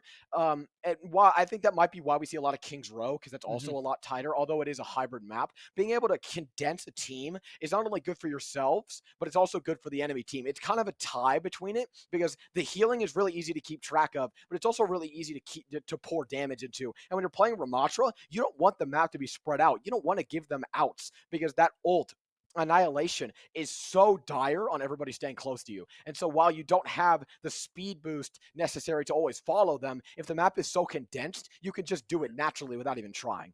Yeah. And Escort has so many good Overwatch maps. You think about Route 66, Circuit Royale, Dorado, Havana. Like, I could just go down every single list. And my personal favorite map, Shambali Monastery, Escort is a great mode. I'm so sad I don't get to see it more in the ESC games, just because, unfortunately, most games happen to be 3-0s and we never get to it. Yeah. But Escort is such a fun game mode to watch as well. It's not as quick as Flashpoint, but every fight matters so much, because every fight gives you so much push. Yeah. It's also the fact that winning the team fights is not only good for pushing it, but it's also good for regrouping, because a lot of the times these team fights aren't going to be 5-0 sweeps, especially on Escort, because there's a lot happening. And as we saw on Push, Ball State's team, and so is NEU's, have kind of been separated out into the tanks fighting, and then the supports kind of trading off on which DPS to follow as they kind of go off and do their own fight. And so as Escort, it is going to be Dorado. Okay. And as Escort allows, and as Dorado allows for, more specifically, a lot of freedom and a lot of different angles to be held, especially those rooftops initially, it's going to allow for these side fights to kind of take the reins and decide which team is going to come out overall. And while that does give them the push that they need to get to the end, it's also going to give them dire need to regroup, or dire time to regroup. And this is a map where I don't think we'll see the Ramatra. So we get to see a little bit of change of comps, because there's so much high ground on that first and second point. And even third point, the Ramatra just doesn't have the vertical mobility that you need. So we get to see the Winston, we get to see the Diva, maybe even. So definitely a change of comps for both of these teams. And that always excites me. I love the fact that Overwatch is in a state where comps are map dependent. It's not just a hazard mirror. It's not just a Malgo mirror every single comp. Every map is different, and that just makes for a more interesting game, really. Yeah. As we go ahead and wait to get into game, I am wondering specifically more what the comps are going to look like. I know you predicted the Winston and Diva. But there's a lot of comps in general that do work on a lot of maps. Again, this is a sandbox, and I've been pushing that narrative a lot this bracket. And it's very important that these players remember that they can play outside of the box, and it allows them to have a lot more freedom and also a lot more unpredictability. Because if you come at it with the same comp every single time, well, both sides are just going to learn how to counter it eventually and learn how you play. But if you bring out a new comp, the unpredictability can stagger a team relatively well, as long as that team is expecting the same comp to come out. Because if both sides go for that unpredictability sandbox-esque style play, then you're going to have both sides learning each other's playstyles again and again. And that's kind of why I like Overwatch, is because the unpredictability allows for so much freedom of play to come out. And it's just such a fun game to watch, especially when that's on the table. Yeah, and you talk about it, if Hedwig rolls out on this Cassidy again, I wouldn't be surprised if Ball State figures out something for it. Mm. You saw how much of a dominating force he was last game. I kind of just want Bordy to just play Genji. Yeah. Because the Cassie's able to lock down the Tracer so heavily, the Genji's able to play into it better. He has that deflect for it, the flash, so he's able to have that counter. And just Genji, he's a lot harder to shoot. Mm. He can double jump over your head. He can double jump across your face. And of course, the blink doesn't affect him as heavy because both of his cooldowns aren't movement based and they both Yeah. don't get locked down from it. So I wouldn't be surprised if we see Hedwig roll out on the cast again. Either Ball State have to full focus him after he uses his roll, or Bordy has to get off that Tracer and go Genji. Yeah, I mean, you do have both sides have the ability to play different things, and that's why they're at this such high level, is because they have the game knowledge, they have the experience, they have the flexibility to be able to take different approaches to games and also adapt. Adaptability is a huge thing in a game like Overwatch, just because of how fast you can adapt means that you can use the experience you have prior and then use that to your advantage. So if you see maybe a pattern start to emerge from either team, either you see Bordy on that Tracer again, so you know what to expect, or you see the Cassidy come out once again from the NEU team, you understand this is how they've been playing, so what's expected again, and then bring out that adaptability to try and change your play style around to again adapt to what you're seeing. Yeah, it's just all about, being you talked a little bit about it, but being unpredictable, especially in these series that are so long. When we see these best of fives that only go 3 maps, there's not too much time to change up things. There's not too much time to, think about how to beat your opponent with the countering and the adapting like that. But in a 7-game series, a 7-map series, there's so much more time to switch things up, try something different. Think about how to beat the other opponent. Like you said, if they're only running Tracer, play the Cassidy. If they're only running Cassidy, stop playing the Tracer. And, there isn't, as you said, there is no real counter to Ramatra, so you just have to mirror it, but just finding something different. And you even see Northeastern changing it up a little bit. On Control, they were playing that Juno Lucio, but those last couple maps, they've really favored that Juno Kiri. So much more sustained with the double flex support comps. You have a little bit less dive, a little bit less force into the backline with the Lucio, less speed, of course. But still, when you have that sustain, especially in those Ramatra comps, especially in those heavy brawl comps that Ryan, Ramatra offer, keeping your tank up is so important. Yeah. And if you're winning the frontline fight like that, if Frisco always has more health than Droid, then you're just going to win. So that's why I assume they swapped to that Kiri Juno. Yeah, but it's also the fact that you said you lose some of that dive. It's a little different though when the team is kind of coming to you. Exactly, You don't yeah. really need that dive, especially if you see like Bordy on Tracer again. The whole job of Tracer is to try and go for these squishies that are usually not really surrounded by the supports, because again, like you said, keeping your tank up in these situations is so important. So the job of Tracer is to try and abuse the fact that you're not the supports aren't expecting to see and force themselves to turn around and peel away from the tank, which allows you more momentum to move forward. But if your job as Tracer is to force the other team to peel and they're playing your counter, then the supports don't really need to turn around all that much, and they're not peeling as often because you're seeing that counter come to life. And you're seeing that again, if you see a Cassidy come out, Tracer's just, in my opinion, from what we've been seeing in these past few games, isn't the play.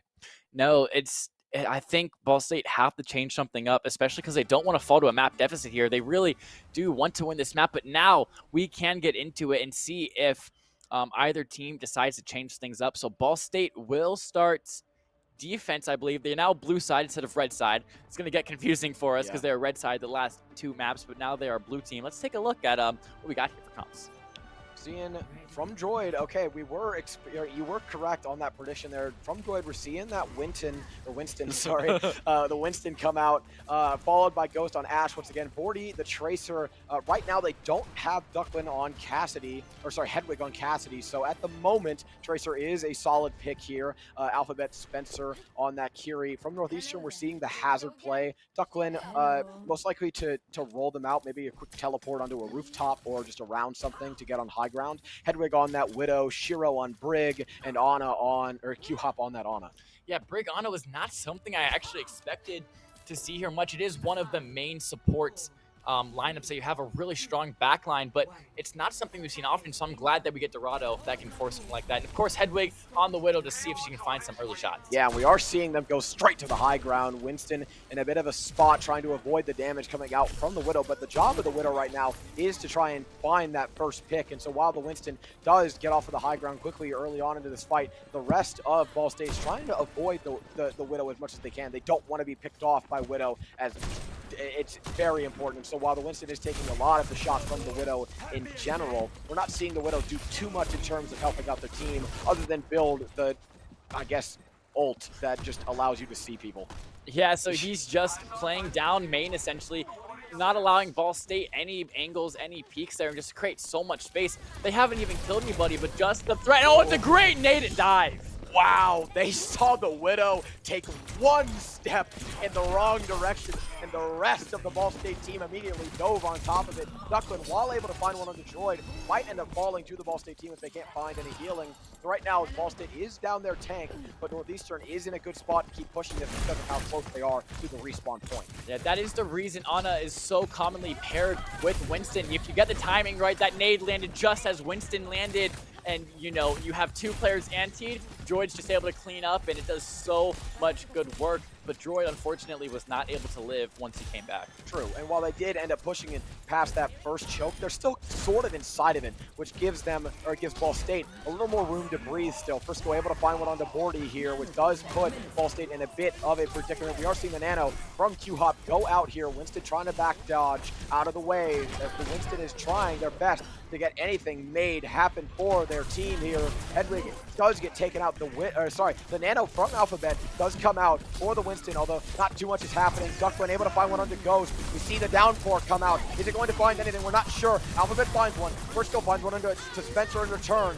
Out comes the Rally, although it is antied, and Bordy able to find one onto Shiro, as the Rally is now taken out of the fight completely.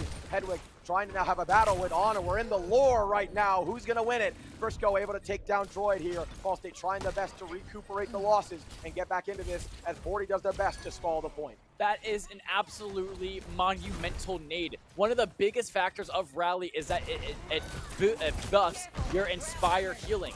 And if you just nade that and get rid of your ability to get healed, you just instantly fall, and that's what Ball State did there.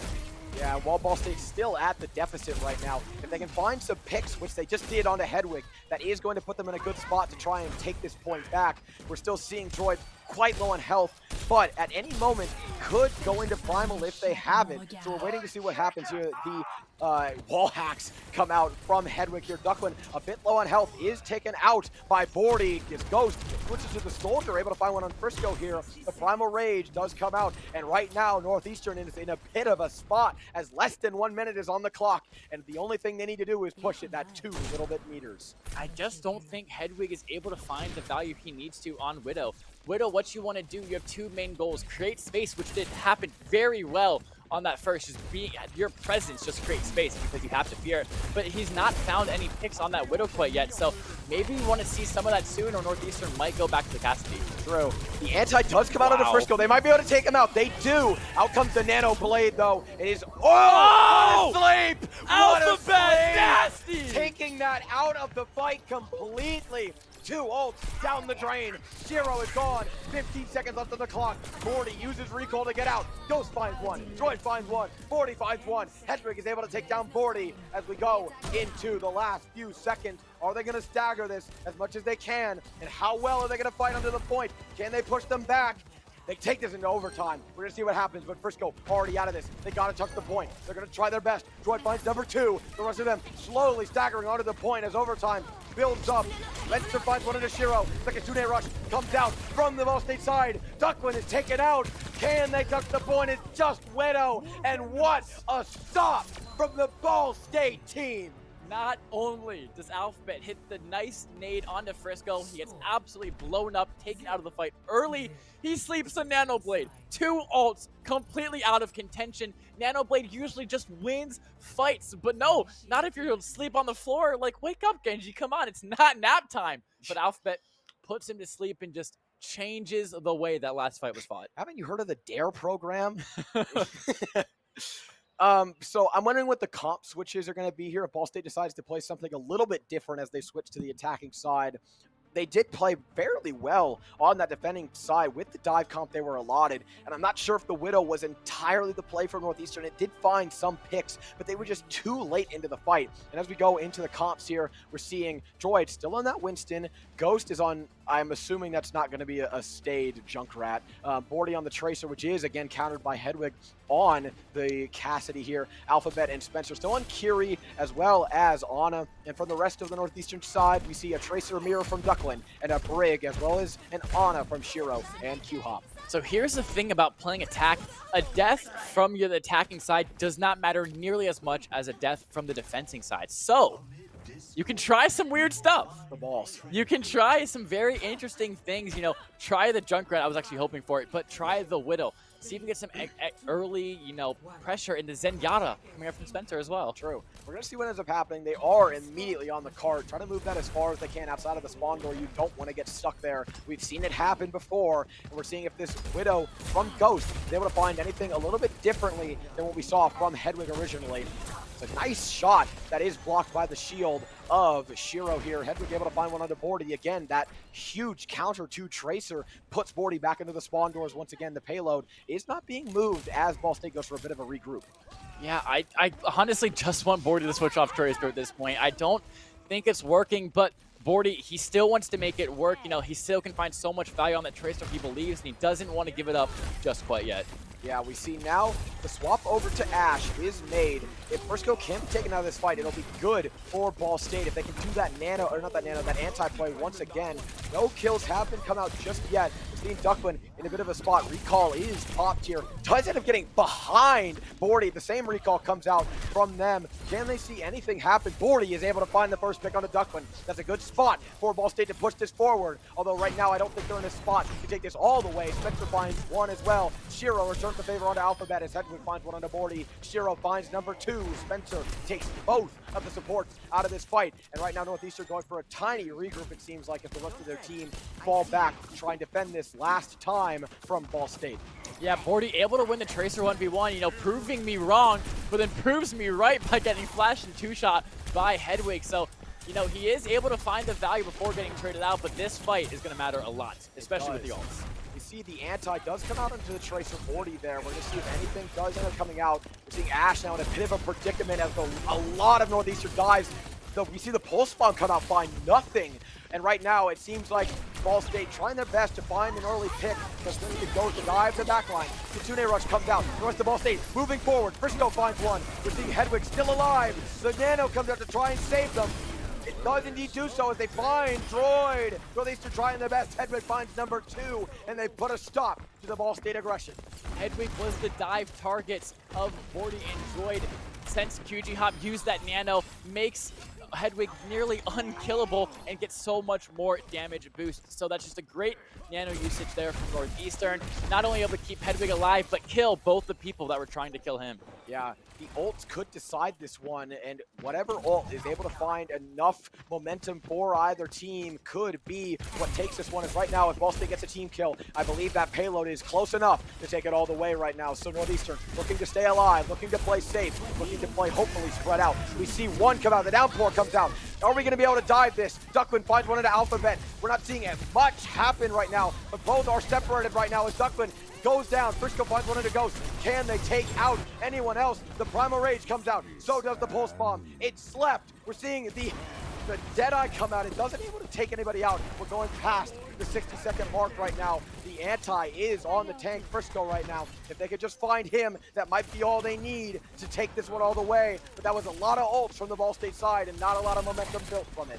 Yeah, Ball State really needed to win that fight using Nano and Primal Rage there. In the Kitsune they invested 2 fights ago. They're not going to have anything but Bob for this last fight, so they need to find something here if they want to win this. You see Bob come out, isn't able to do anything. Pulse Bomb at the ready if Duckman decides to find anybody at all. Is the Pulse Bomb going to find something? No, it's not. Bordy's able to find the first pick. Spencer finds number 2. Can they keep it up? It's getting close to the end. We're into the 15-second marker. Is Northeastern going to be able to stall this long enough? Tracer low on health right now. Ghost finds one into Shiro. They're staggering them out. 40 finds one, and Ball State takes game number 5. They got me worried over here. My heart is absolutely racing for them. Dude, Duckland had me absolutely nervous with that pulse bomb. Just barely misses it. You know, if he's able to find that stick, taking Alpha out of the fight would have been absolutely huge, but you cannot expect players to be perfect 100% of the time, especially with as something as hard as a pulse bomb to stick. It's just not always going to be there, but great effort from Duckland. And then as soon as Duckland was taken out of the fight, you know, he went for the pulse bomb, and Ball State just found the counter dive onto the Northeastern backline and were able to win it on that occasion, even with no ults. Yeah. So close, And with but they were able to do it. Not much time on the No. clock either. Oh my goodness. That was coming down to the wire, but what a stop from both sides, honestly. It was just one slip up from NEU onto the tank, Frisco, that just gave Ball State the momentum they needed, because Frisco is such a wall to get by, both on Ramatra and on Hazard. And while they were playing really spread apart, kudos to the supports of Northeastern for being able to keep them alive and keep themselves alive from the dive that was the Ball State team. Yeah, and now we go into map 6, which we've played all 5 game modes. If this was a few months ago, I'd be like, okay, so now we're going into Clash. But as you know, Blizzard has kicked Clash out of the game for great reasons. We despise Clash in this house. What is the game mode? I honestly don't know. Map 6 has never been a thing in the past, and we're all questioning it. This is going to be great mystery for not only us, not only people in the back room, but for you guys as well at home. This is like a mystery box now. Every map can be played, besides the 5 we've seen already. Maybe we will see Clash. Who knows? maybe I don't know. maybe the Clash makes Anubis. Anubis. What Volskaya Industries? Whoa, Hanimura. What? Yo. I'm sorry. Are we seeing Doom Brawl? Yo. Are we seeing? Hey, hang on. Don't even tempt Droid to go on the Doomfist. Lucio Ball. Whoa, or not Lucio Ball. Is it? Are we seeing Genji Ball? Mercy parkour. Are we seeing? How many game modes can we go through?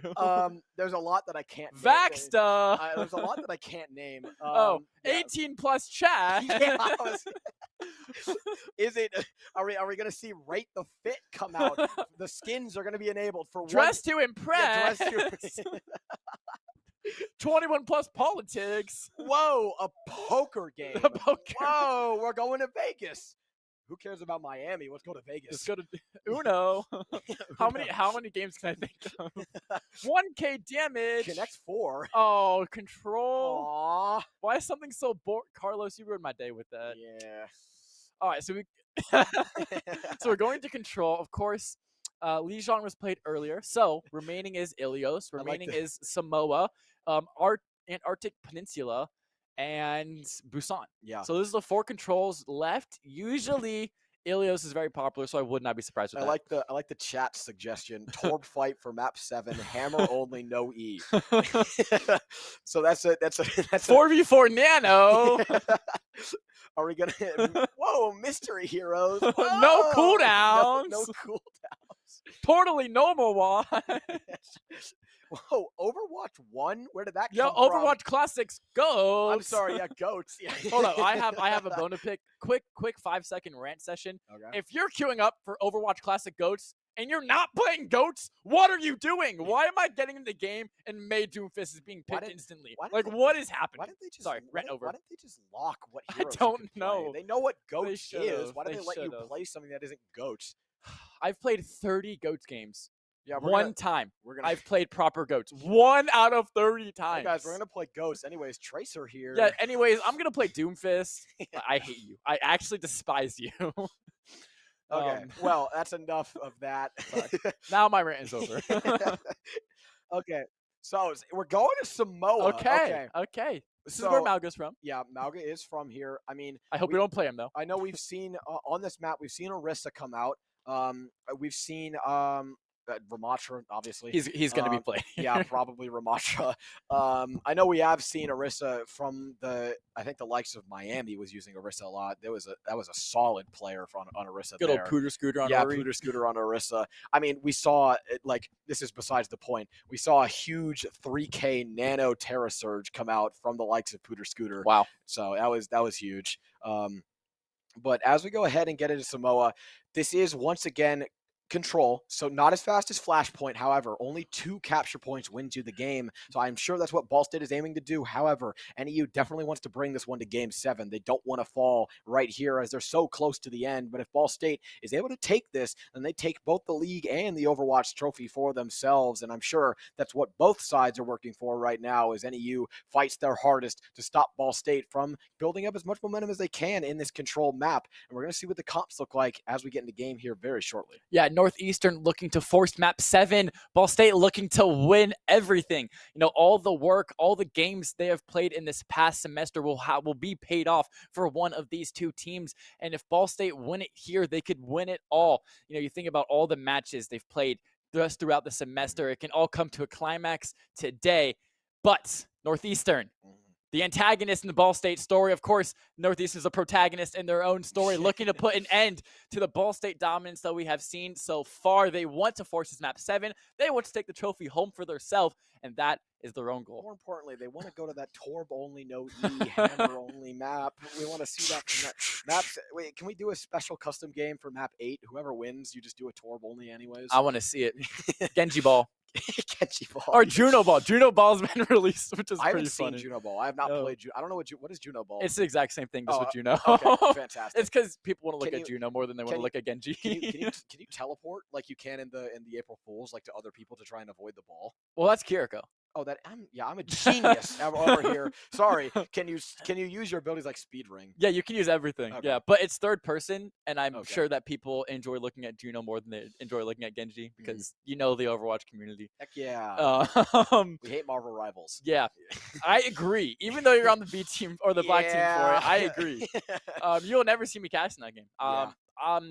I will be in the grave before I You cast will that game. see us, however, cast some more Papa's Freezer now. Yeah, I am so down to cast more Papa's Freezer. Dude, I got so hyped for you in Chili Works, bro. Can we get screw the rest of this tournament? Can we get some Papa's Freezer? Let's go. Carlos, put that on. If you have not seen it, check out the Ball State University Twitch channel. Our April Fool stream is streamed Are for you the allowed ages. to plug that? Oh, surely. I don't know. Surely. I don't know if you're allowed to plug that. Yeah, it's all good. It's all All good. right. It's all good. We're putting in the hard work for Anyways, volunteering. we're going into game, I believe. I think I heard Carlos correctly, or he said, what a game. I have no idea what he just said. Can you repeat yourself, Carlos, pretty please? Okay. Dead silence. Now, All right, now yeah. it's April Fool stream all over We'd again. love to see it. Anyways, Here we okay, go. We are finally going into game. We can stop rambling. Please no Malga. Please no Malga. Please no Malga. We see. Okay, I'm going to call the comp right now. Okay, so we're going to see Diva. Both DPS are going to be Torb and who's a random DPS I can pick? Sim. We're gonna Sim. Yep. Yep. Sure, Sim. Oh, you're wrong. Oh, man. No. Please. The Hedwig back on the cast scares me. He has been so strong in the character all game. Just locking down Bordy, really. Yeah. Bordy, look out.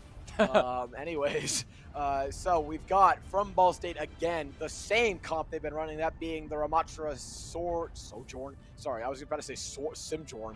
Sojourn, they're using the Sim for the rollout. They've got Yakester and Spencer on both Lucio and Juno. The same comp is mirrored from Northeastern as well as the tanks, but Hedwig still using that Cassidy as Duckman goes back to Tracer, Shiro and Q-Hop on the Juno and the Kiri, so they don't have that beat in their back pocket. However, they do have the aggression from the Kitsune Rush.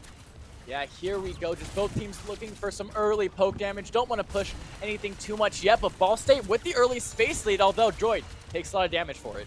Does take a lot of damage, but that is going to give the support time to get him back around and hopefully find an early pick at the DPS. Not a search for something on their own. We see the Nemesis. Come out here early from Droid. Nothing has been popped from Frisco just yet. Both Tracer and Lucio locked in a duel between each other. Can they keep it going? A good recall, avoid the stun from the cast of Hedwig. Yeah, so once again, no one dying yet. These are the fights that last forever, but Ghost gets trapped in the corner by the Nemesis form, will die. Droid able to find the trade. It's a better trade, and Shiro, though, takes out Spencer, takes out that flex support, that main point of heals, and Hedwig finds two. Shiro gets Bordy with the headshot, and what looked like a nice Ball State fight. They killed the tank, Northeastern, bring it back. Yeah, they are on the board already, working towards the victory in Game 6, taking us to game number 7, but Ball State trying desperately to stop that from happening here as they go for a quick regroup back around. Let's see if Ball State's able to find any picks as we move into this next fight here, but obviously Hedwig on the prowl for the Tracer of Bordy. Yeah, that is his job. He's just going to scout Mark Bordy as hard as he absolutely can, because if you can lock down Bordy, you can beat Ball State. As you see now, Ducklin and Huge Shiro here are getting dove by Yakester. Yakester just pushing him back, creating a lot of space with that. Bordy now looking for some early space. With that speed boost from Yakester, they're creating a lot of early space. And Deadeye already has it. He gets stuck though, rolls out of it for the 75 damage protection, and now here we go. Yeah, well, it's almost poofed off the map. Unfortunately, Frisco is able to take out Yakester in return. And as they keep moving forward, Droid soon to follow if they can't get past the momentum of the northeastern side, or any picks going to come out at all. Hedwig is able to find one. Ghost returns the favor onto Hedwig, but Ball State is looking to regroup, I assume, as they come back out of the spawn doors. They did find a pick, so they might be able to move onto the point fast enough to try and find something, but it's looking like it's going to be a regroup from both sides. Yeah, Hedwig, very good play from him. Able to cancel Deadeye just in time to get that roll off, which gives you 75% damage reduction. And due to that and that alone, he was able to live the stick from Bordy. True. Both these teams are very good at playing defense, so if Ball State's able to flip this around in their favor, I'm sure that they'd be able to get it very close to their own. We're seeing Nemesis come out, Yukune rush as well as the Orbital Ray. Annihilation comes out from the likes of Frisco. Another Satellite Ray comes out from the northeastern side. It's going to run out before anything happens here. They're going to overtime. Tuhop finds one. The Annihilation comes out from the Ball State side. Hedwig finds one. We see the overclock come out from Ghost as well. Can they make anything happen? Shiro finds one as well. And right now, Ball State is in a 2v5, and it looks like Ball State is going to, unfortunately, lose this first one as Northeastern, the protagonist in their own story, takes, I was about to say game 1 again, takes point 1. So Ball State, as you see in the bottom left, taking a tactical timeout now here. So if you do not know, ESC rulebook allows both teams 5 minutes throughout a match to to take a step back, take a look at things, and this can be used all 5 minutes at once. It can be used in intervals throughout the match. We don't see it often, but Droid opting for it right there, and it usually would be Ada to call those, but of course this is the grand finale. He is not allowed to be in the Discord call with his players. He's not allowed to even be in the match spectating. All he can do is watch and hope that he trained his players well enough, which I do believe he did, because Droid takes attack pause there at a perfect time. They weren't able to get a single percentage, so now they have to rethink everything. True.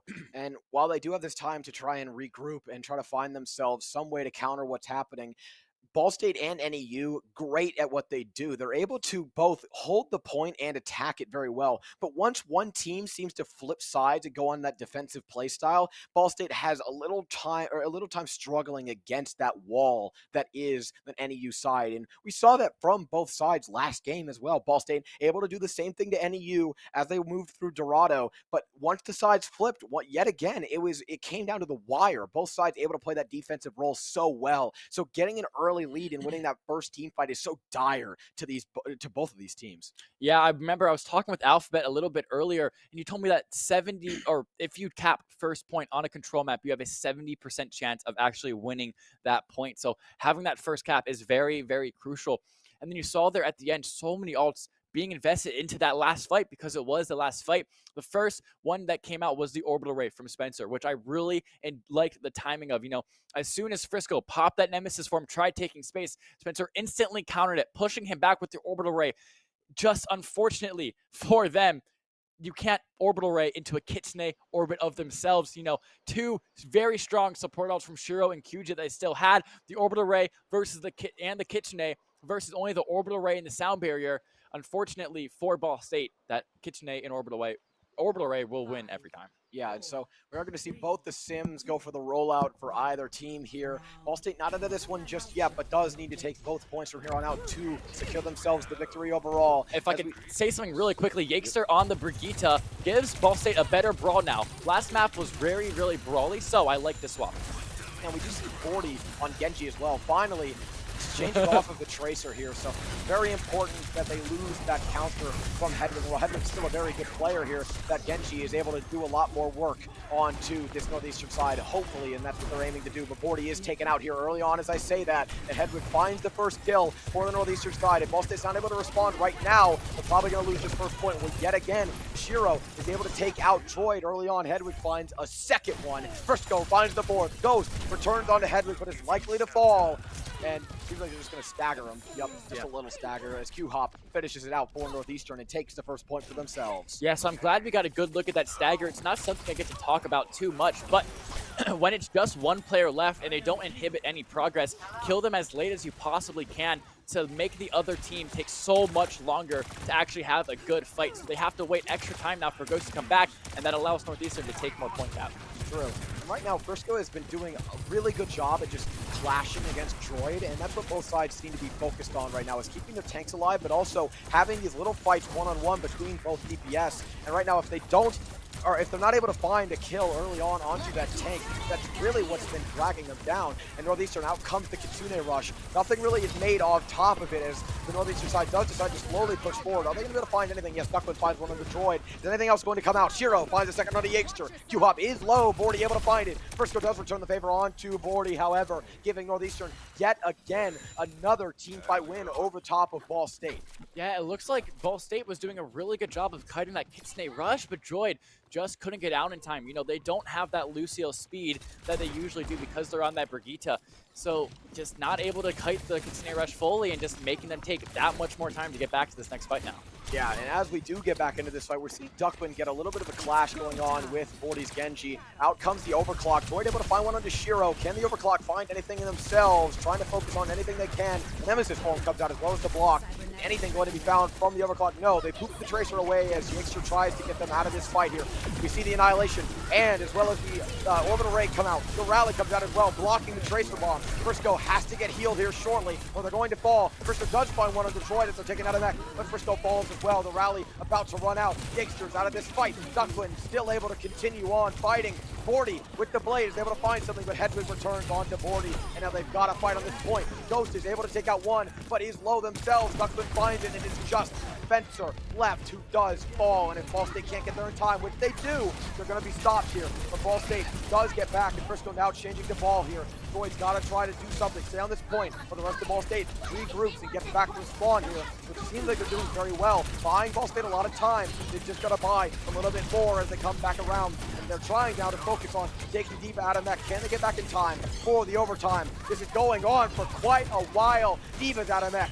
Frisco is the one to do it. Can they keep this going? Ghost looking to fall here if they can't do anything. Diva close to getting their mech back. Are they going to die before it happens? Out comes the mech once again. Ghost finds one into Hedwig, but Hedwig returns the favor, finding two.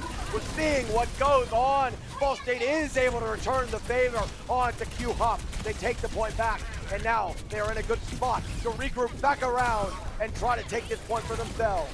That was a fight for the absolute ages. Because Droid was killed so early on in the fight, he was able to get back in time on that Diva. You saw Yakester switching off Brigitte to go to that Lucio to get back in time himself. So Ball State just picking at straws there, able to do what they had to do there to get back to point in time, and now they have control. They do have control, which means Ball State can relax just a little bit as they have to just play this defensive role that they're so good at, like Northeastern, to try and bring this one back around. And while Droid doesn't have that Nemesis form that they did on Ramontra, it's going to be a bit harder to stay alive if the supports can't keep them that way. We see the Overclock come out from Ghost. Is anything going to be found because of it? They're playing the corners very well. Nothing seems to be found just yet. Not being able to focus on anything other than that. But the Kitsune Rush comes out from Shiro. Is Ball State able to hold and kite around this? One does go low. They can't find anything on it just yet. Ramontra trying to focus out the rest of the Ball State team, but they do end up backtracking away. Northeastern slowly taking the point. They've got to fall back. Slowly, they do end up taking Ghost out of the fight, but Droid returns the favor onto Q-Hop. They've got to keep holding this point. Droid finds one, finds two. Can they keep it going? Yakester is able to clean up the rest, as it looks like Frisco is trying to escape and get to the edge of the map as fast as they can, but Ball State's not letting that happen. They're trying to keep them out of this fight for as long as they can, and there goes Frisco. We are now in last fight territory. It's so funny watching somebody try to fall off the map but getting booped back on to keep that stagger alive. But yeah, as you're mentioned first fight territory, and Frisco got heavily staggered there, has to switch onto the ball. Yeah, going back to ball, most likely going to be the one to touch. Ball doesn't have the best defensive capabilities other than the shield that is given. Are we going to see anybody fall at all? We see Bordy trying their best to take anybody out. Droid finds one first. But Northeastern does take the point. Or no, they don't. Barely. There it is. Now they take it. Ball State's got to turn it back in their favor, and they've got to find this point themselves. You see the slam come out. It's able to find one. Duckman finds two. Frisco quite low. Ball State trying to regroup back around. We see the Sombra come out from one of Northeastern's members. Droid's able to find one. Bordy's able to find one. Q-Hop is low. Q-Hop finds one in a Ghost. Can they keep this alive? We see that they're able to no. So close. They take it back, but it's so close. They are D-Max. The nerf. This comes out, giving back their mech. Can they keep this alive? Hedwig finds one. Bordy finds one under the tank. Q-Hop low. Regroups back around to try and find help. Droid is able to secure the kill. They've got to keep fighting on the point. Keep it going. Keep the fight going. It's still going. Oh my goodness. Yegster finds one. Duckwin low. Gets spoofed off. And there we it go. is. Finally. Woo! Oh my goodness gracious. I mean, I really like how Ball State played the start of that fight. They knew that Frisco had to instantly go to point, so what did Joy do? They did not worry about point. They dove the backline. Hedwig instantly taken out of the fight, but Northeastern able to find 2 kills of their own, keeping the fight up, and it just goes and goes and goes, and it's just great stuff from both teams. And I hope you guys at home are pleased with this grand finale of the whole ESC tournament. This is shaping up to be everything we hoped for. I'm very tired. This is taking a lot. I can't believe my voice is still here. Okay, we're going to get back into this shortly, as both sides don't seem to be changing up their comps all too much. But Bordy is back on the Tracer. No more Genji. Droid still on that Diva. It did work in their favor. Frisco and the rest of Northeastern sticking to their roles, other than I think Shiro replacing the Kiriko by a Brigitte. Yeah, so we talked about Juno Brig is a very strong back line comp. You know, the Juno has that crazy sustain, and that Brigitte has that, you know, inspire that gives a lot of group heals and is able to put a lot of damage out with her left click. True, and the mobility from the Diva of Ball State allows for a lot of things to happen. More importantly, the dive, as well as keeping that brawl active with those nano rockets. Bordy finds the first pick, giving them the big advantage over the rest of Northeastern. But if Northeastern's able to return the favor, find a pick of their own, they will even up the field here. Let's see, the Nemesis form does come out from Frisco. Once it's gone, he's going to be quite vulnerable for the rest of Ball State to try and dive on top of. Hiding behind the shield now, trying to buy time for that Nemesis form to come back. Let's see if they can pump enough damage to take him out of this fight. The rest of Northeastern now has time to regroup back around. They're slowly taking the point. Ball State's contesting it for as long as they can. We see Ghost get one into Shiro. Yegster quite low, trying to keep himself and the rest of the team alive. Ball State is keeping this going. Droid able to find Hedwig out of mech. Can they keep the fight alive? Can they capture the first point? They've got to work hard to do so. Yegster finds one under Ducklin, and Northeastern now just has Frisco to work with. Can they find one? They do on a Diva. Q-Op though, taken out by Ghost. Frisco has them in his back, as well as the Annihilation. Ball State's got to try and avoid it, let it run out, and then get back onto the point as fast as they can. Try and contest it, keep it going. Northeastern has time to keep this fight alive, and no side has the advantage just quite yet. The orbital ray comes out from the Ball State side. They're pushing against Frisco. He finally falls. The rest of the team taking down Hedwig as Cassidy pops ult there. Q-Up does return onto Bordy, but Droid takes out Q-Up and Ducklin and Zero Fall. Yeah, so we can take a look at the tanks. You can see what the goals of each team are. Ball State want really quick fights. Dive a person, kill it, and clean up. Northeastern, well, they're now in the Junker Queen, who also wants to have very, very long fights. Have so much sustain, have so much uptime. On their Matra, on the Junker Queen, we want long fights. For Northeastern, Ball State wants it one and done. Yeah, that is the case here. We're seeing Droid try their best to deter the Northeastern side from contesting the point. Eventually they will do so, but Frisco no longer has that Nemesis to try and fight back with, but they do manage to take Yegster out of this fight early. Is Ball State able to respond in time to try and find something of their own to even up this fight themselves, or are they going to buy enough time for Yegster to come back? We see the overclock from Ghost come out. Isn't able to find anything just yet. We see both healing comes out, the rally comes out, Duckman finds one, Zero finds one, Frisco finds one. The Nuke tries to find something but nothing other than giving back the mech. Shiro is able to take out Yegster, and Ball State's got to regroup, but they do have 43% on the percentage number. Yeah, so Ball State going back into their Matra now that Frisco has swapped off of Junker Queen, and Ball State did use an ult there. They did use Overclock, and Kitsune is very low as well because we just swapped the Kiriko as well. Northeastern, though, had to use Rally and Pulse to win that last fight, so maybe Ball State can have that ult advantage and take this next one. Yeah, the pick advantage is giving these teams so much to work with, too. Whoever seems to find the first one is able to dive on the rest of the team. We now see Droid goes back to that Ramatra, trying to fight against the team of Northeastern right now. The orbital ray comes out from the Northeastern side. Nothing else has popped just yet. Bordy able to find one onto Shiro with the bomb. Can they find any more? They're trying to. Hedwig returns the favor, evening up the fight as they take one out on Ghost. Ball State, I'm not sure what they're trying to do except for fight for this point right now. It's just a battle between the ages. We see the High Noon come out. Is it able to find anything other than hiding behind corners right now? It pulls one out as it finds Bordy. The rest of the Ball State team trying to buy time and contest this point as much as they can. Nothing has been found just yet. Lucio needs a bit of healing. So does Droid. We see the beat come out from the Ball State side. Duckman in a bit of a pickle themselves. They're low on health. Can they get healed? Can the Ball State team keep this fight going? We see now the Northeastern side finds one as Duckman is able to take Spencer out. Frisco finds the second support. Duckman finds another under Droid. Boyd responds onto Shiro, but it looks like Ball State is going to have to regroup to take this last final attempt at the point itself. Yeah, Ball State gonna have to go quick though. There's only 10% left. We might have to swap onto a Doomfist or a ball to get that touch time. This is high pressure now. Yeah, we see the ball come out. They are going to be able to contest and try to fight this one out. However, Northeastern in a very good spot to try and battle this one out. We're in overtime. Can they try and fight this as much as they can? We see the Kitsune come out from the Ball State side. They've got to make as much of it as they can while it's there. Try to find a pick early on and find something to give them the momentum to take this point back. They're fighting as much as they can for as long as they can until they can get more to work with. 40 finds the first pick. They've got to keep fighting on top of the point though. Frisco is able to find one. The bomb comes out. He doesn't find anything. Gordon is able to find one on a Q hop. 40 finds another. Ghost finds another. Can they take out Frisco and take this point back? It's looking like it. Frisco is able to take out Spencer, which means they got to come back from spawn, but Northeastern now has to fight for this point again, which means they've just got to win one more team fight. The entire map on the line. Ball State were under the pressure. They did not crack. They rolled out on that ball. Now we're switching back to that Zarya. Okay, Zarya is very meta right now. Not seen it been played at all this tournament, but I'm excited to see how it can be played here. Yeah, they've only got 40% left before they are done with this series as a whole. Can the Ball State team hold this point for the rest of this game? That is the question. We're going to see what ends up happening here as both the Tracers battle it out. We see some ults available from both sides here. They're trying their best to fight it out.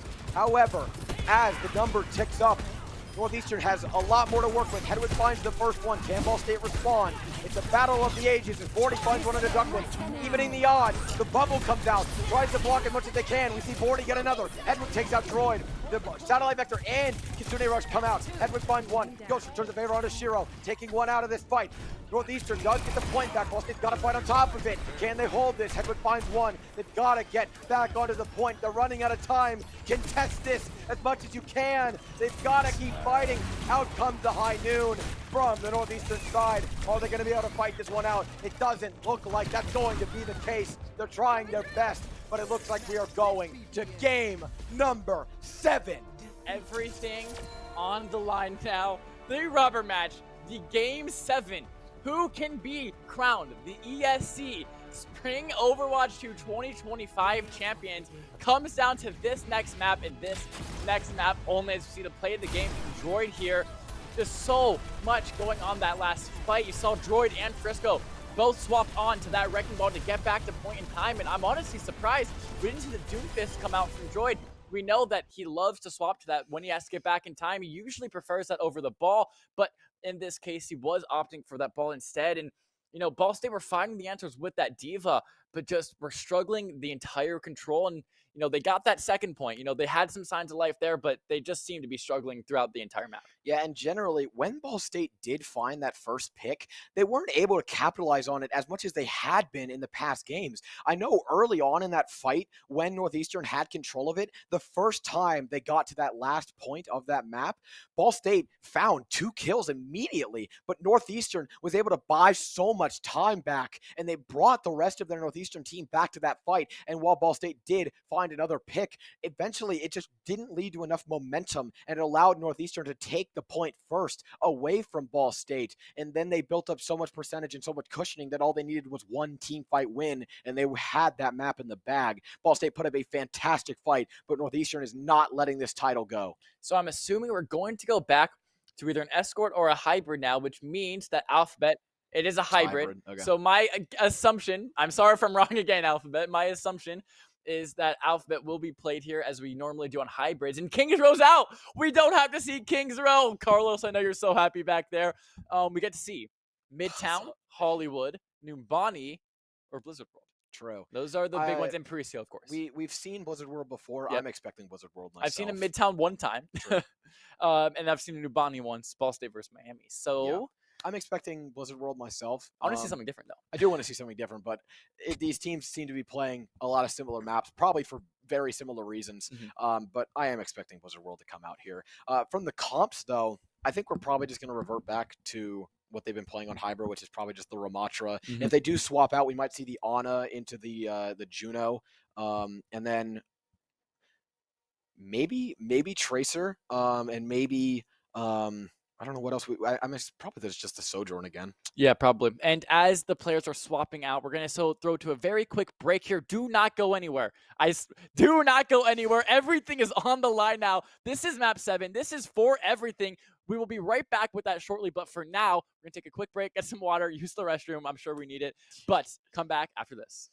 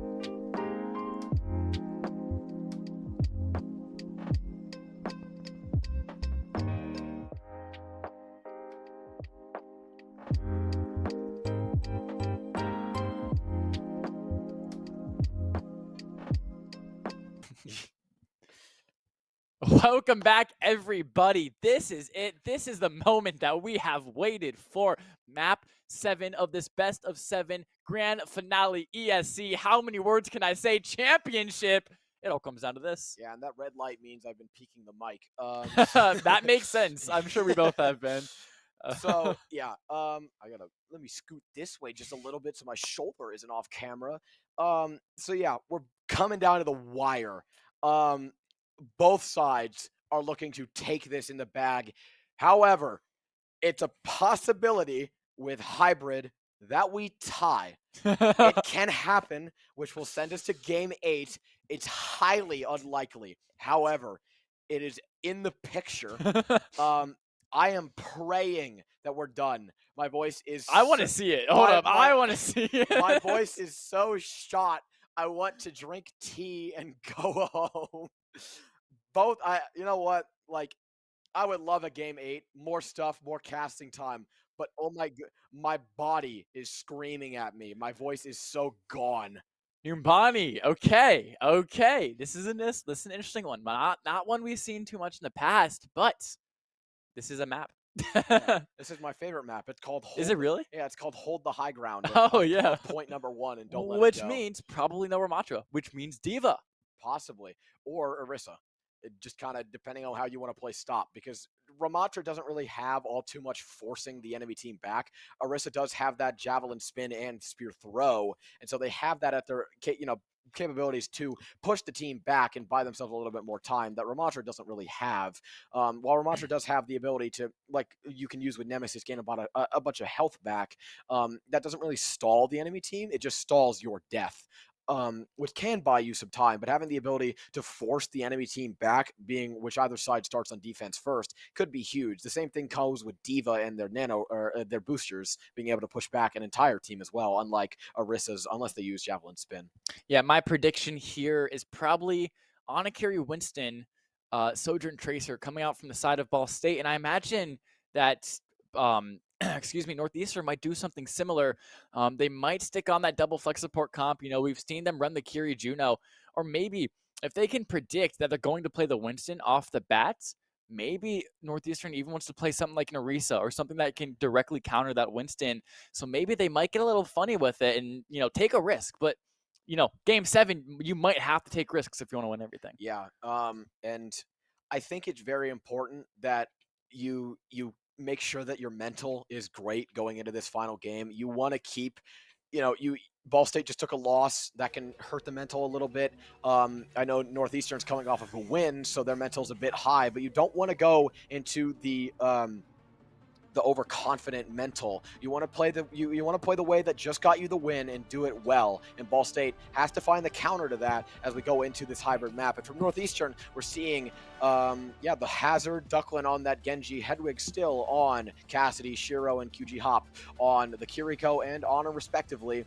Ball State, you are correct seeing that Winston come out. We're seeing an Ash as well as Bordy on that Tracer once again, and we're seeing the mirror from Alphabet and Spencer on top of the I was about to say Ash, Ana, and Kiri. Actually, I should have expected the Ash, actually, because of her coach gun. If she falls off of high ground for some ungodly reason, that coach gun can get back up where a Sojourn slide is not able to. So the Ash does make sense here. And both sides actually now running that Kiri Ana. Of course, we have Alphabet in instead of Yakester, so we can put that Ana. So we're going to go ahead and see which path Northeastern decides to play from. Obviously, the high ground is the most, obvious path to take, just because generally high ground equals big advantage. We do see the Northeastern side going for it, and it does seem like Ball State gives that one up fairly easily. They haven't pushed past it just yet because the dive from Droid is available to come out at any time. We see Frisco push past that choke, followed up closely behind by Droid. If the shield goes down, Droid in a bit of a spot. Frisco tries to follow him, but he does go for a bit of a regroup back to the supports. Northeastern now in a good spot. Slowly start taking this point, but they're going to have to hold that high ground well as Bordy goes for a little bit of pick damage or poke damage off of these side routes. Yeah, Northeastern did a really good job of focusing Droid and getting him low health, but he is able to get Hedwig. Yeah, they are able to trade early off here. We see Ghost does find one of the Q-Hop, taking out one of the supports, but the tank is still alive for the Northeastern side. Droid does end up switching over to the D.Va to try and get back. Ghost is taken out by Ducklin. It's just contested slowly here by Bordy. Let's see if Northeastern is able to hold this for as long as they can, or if Bordy can stall this one out for the rest of Ball State to come back in for another team fight. D.Va now on the point themselves. Can they hold this? The dive does come out from Frisco, followed closely behind by Droid. We're going to see if they're able to take this one, or if Ball State's going to try and contest it best they can. Can they get onto it? Yes, we see Bordy does pop on, followed closely behind by Droid. Hedwig is able to take Bordy out of the fight, and it does seem like there it is. Northeastern takes the first point and gets 5 minutes on the clock to work. Yeah, unfortunately, that nade was not able to find an anti. It actually hit Droid. It got body blocked from finding an enemy. It hit an ally. Not usually what you want to happen, especially because Droid had a lot of health. But Frisco able to kill Spencer and Alphabet down. Both supports for Ball State. Yeah, while Ghost is able to return fire onto Hedwig, you do see Ghost fall as well to Frisco. Northeastern University in a very good spot right now in this game. They only have one on the cart, which gives Ball State a little bit of room to work with, but if Northeastern plays very up and aggressively against the Ball State side, then they're going to have to hold them at that choke coming out of their spawn best they can to try and push back and stop that cart. And Bordy switched to that Torbjorn, which has been recently found out by pro teams over in Asia, is a very good counter to that hazard. Yeah. So as we go ahead and get into this next fight here, the Kitsune Rush does come out from Shiro. Bob comes out as well. So does Blade, and so does Downpour. A lot is happening. We see Morty stuck in a corner here from the Downpour. Ducklin is low, but does not able to fall from the D.Va here. The Nano came out as well, but it seems like Northeastern does still find that first pick in their favor. And while Frisco is in a bit of a spot, the Nano comes out saving them from death. And the bomb comes out, not able to find anything as Ducklin finds one of the Alphabet. Droid gets the mech kill onto Shiro, but Northeastern still is able to take that first point on to Ball State. Yeah, Northeastern there had better ults. You know, they used Kitsune, they used Nano, the Downpour, the Dragon Blade, they used everything but that Deadeye. Ball State uses 4 ults from themselves as well, but the Nano was actually used to keep Bordy alive. It wasn't used as an offensive tool, it was used as a defensive tool, which didn't give Ball State the room or the space they needed to win that fight. And Northeastern now 4.5 minutes to cap this last point. Yeah, but they are stuck at a little bit of a choke here. This is hard to get past. The turret is going to fall in the back line, forcing their flank to go out. We see the Kitsune Rush come out, but Bordy is anti here, which forces them to back off just a little bit. Droid on that Ramatra possibly might fall. Does indeed. Spencer able to trade on the Hedwig here, but Northeastern's still in a good spot to keep the momentum going. Ducklin is able to find that turret once again. Frisco playing behind the cart a little bit. Ball State has to regroup here to put a stop to this cart once again. Northeastern still in a good spot to take this, as Ghost is anti there, has to fall back, get some healing, see if they can keep this up. The sleep goes out. On to Frisco. Excuse me, can they keep it alive? Frisco on top of a little bit of, on the top of the tree actually. We see Kitsune Rush come out from Northeastern, as well as Nano. Duckwood finds one, can they find more? We see the Downpour come out, it does trap Droid. They're finding a lot, 40 finds one on the Duckwood. The High Noon comes out, doesn't find anything, Spencer finds one, but it's traded out quickly. It's just 40 on top of it. They are saved by the Nano, but can they keep it alive? No, the anti comes out, stopping Bordy here, and they're in a good spot to take this. They do, with almost 4 minutes on the clock. Ball State just not able to find the answer to this hazard. You know, the hazard we saw meta 3 months ago is being played very, very well here by Frisco. You know, we started on that Winston, swapped to the D.Va. You know, maybe the, what would they go to next? Then they went to the Ramatra for a little bit, and then at the end there, you saw he just mirrored the hazard. So Ball State looking for answers still. Might be time for a tactical pause if they didn't use up all their time in that earlier one. But I don't even know, and that might be actually what is happening here from them. They need to find the solution here. Just Frisco is playing really, really well, playing aggressively, even through those antis. And just Ball State need to find the answer. Yeah, it's coming down to just a damage issue too, is that they're not able to pump enough damage through the antis to be able to take a player out early on.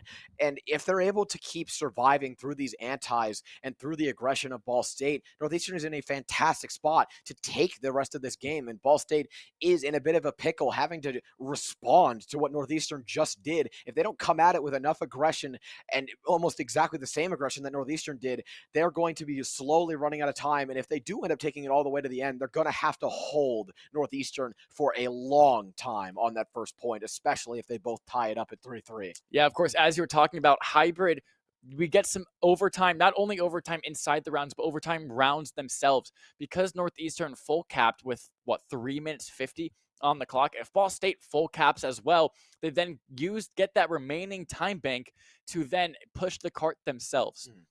And the only exception to this is if Ball State full push, but within in overtime or with under a minute less, I do believe Ball State does not get a chance to push. Instead, they can only hold and tie the map, sending us to a map 8, which would be insane. The hybrid rules are very interesting, and I might have gotten them wrong there, but I do believe that that is the case. I think, yeah, the way you get a minute back. I think it's only escort, though. No, it's because if you have 0.3 seconds, that's over a second itself. I think you're given a minute to contest it because 0.3 seconds isn't enough to contest it at all. That's true, That's yes. not possible. So I think you're given a minute if you have any time remaining on the clock at all. However, if you go to the end point in overtime, you are not given a minute back. And so you just have to hold and tie the game. And so it comes down to possibly a game number 8 if Ball State cannot respond with the same amount of aggression that NEU just threw over top of their heads. Yeah, and not only do they have to hold for that time bank of 3 minutes and 51 seconds, which is not easy at all. No. And especially with how fast NEU took that first point. They had almost, I think they had over 5 minutes after the fact, which means they capped that point with about 2 minutes 30 left on because it does give you 2:30 capturing that first point in hybrid. So they captured that first point fast within a minute 30 to make that happen. And so Ball State's got to do better, or they've got to just go faster than NEU. They've got to put on more aggression rather than trying to take them by surprise with something new. They might just Okay, well, we're going in, being told by That's Carlos, funny. we're going from tactical pause to technical pause. So we have a player on either side, I don't know which one it is, suffering issues right now. So we're going to be talking for just a little bit longer as we wait to go back in the game, but I'm wondering how Ball State is going to respond. Yeah, they have to respond by not tilting. Yeah. I think that is the most important thing to do in this scenario. It's not over. This is very, very winnable for Ball State, even though they got full cap with a lot of time. They can do that themselves. Right back to Northeastern and force it into overtime rounds. And that is what they have to do here. They just have to not tilt. They have to do what Daniel, their sports consultant, trained them.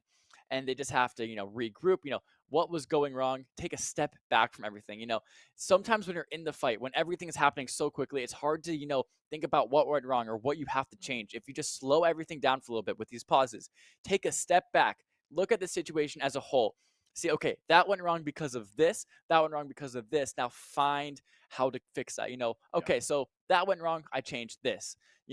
Say Bordy's getting caught out on that Genji. Maybe you swap to that Torbjorn to counter the hazard. Okay, now we usually play Ghost on Torbjorn when we play that comp. So now we're going to swap Ghost to that Torbjorn, put Bordy back on that Genji. That is that kind of thought process that was going through them in the last map. And I think that is what was working for them pretty well. It was just that tank matchup we could not get perfectly correctly. Do we play the Winston, the Diva, the Ramacha, mirror the hazard itself? That is what I hope Ball State was talking about during their pauses. Yeah, but they are resorting back to, looks like the Winston play from Ghost. We're seeing the Sojourn, Bordy on that Genji, Alphabet and Spencer on that Ana and Kiri from Northeastern. Again, the comp has not changed other than Hedwig on that Ashe now, and the rest of Northeastern now is in a good spot to try and hold Ball State because, as we know, both of these teams are very good at defending, but Ball State just didn't have an answer to Frisco's hazard in the moment to try and hold them for as long as they could because they were just so staggered. And when they finally got back into the team fight, they were taken out way too early to be able to respond to what Northeastern was doing. Yeah, Ashe is a very, very popular pick for first point Numbani because, like I said earlier, that coach gun can get you a lot of vertical mobility. True. Ball State now trying to resort to more dive. We do see the Ashe fall quite low in the end, but the pick is not able to be found. Ball State now going for the dive on to Hedwig here. If they can't find anything, they'll be put in a good spot to try and take this as fast as they can. Spencer finds one. Duckman and Frisco, however, return fire, finding 2 of their own.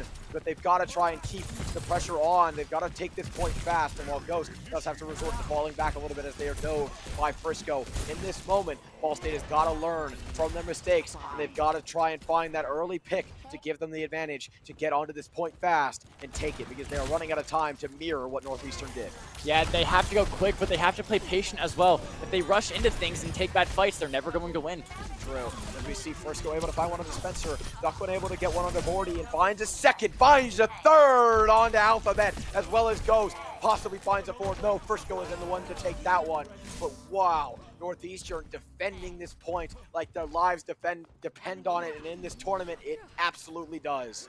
Yeah, Ball State, like once I said again, cannot tilt here. They need to regroup, they need to rethink everything, and they have to make sure that they don't rush things. Do not force bad circumstances. Yes, you're under time pressure, but do not let that impact how you play.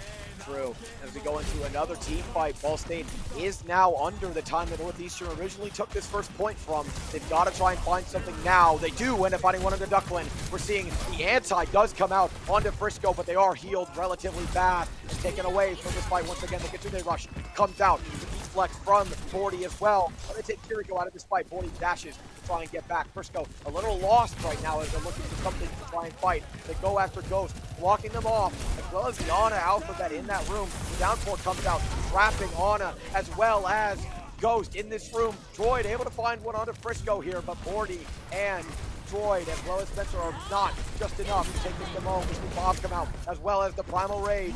Can they do something? Can they make anything happen here? They're aiming for it. Bordy finds one. Hedwig, however, finds one onto Bordy. Droid finds one with the Primal Rage. Spencer onto Duckland now. And they've just got to take this point. It's just Hedwig and Ana on this point. It looks like they finally try to start capturing this point. Ball State is now in a deficit behind Northeastern. However, if they've capped this now, they're in a good spot to try and get this card all the way. They've just got to work hard to get past Northeastern if they try to re-engage. Yeah, now what ults the teams want to use here to try to win this fight, because this is going to be a huge fight here.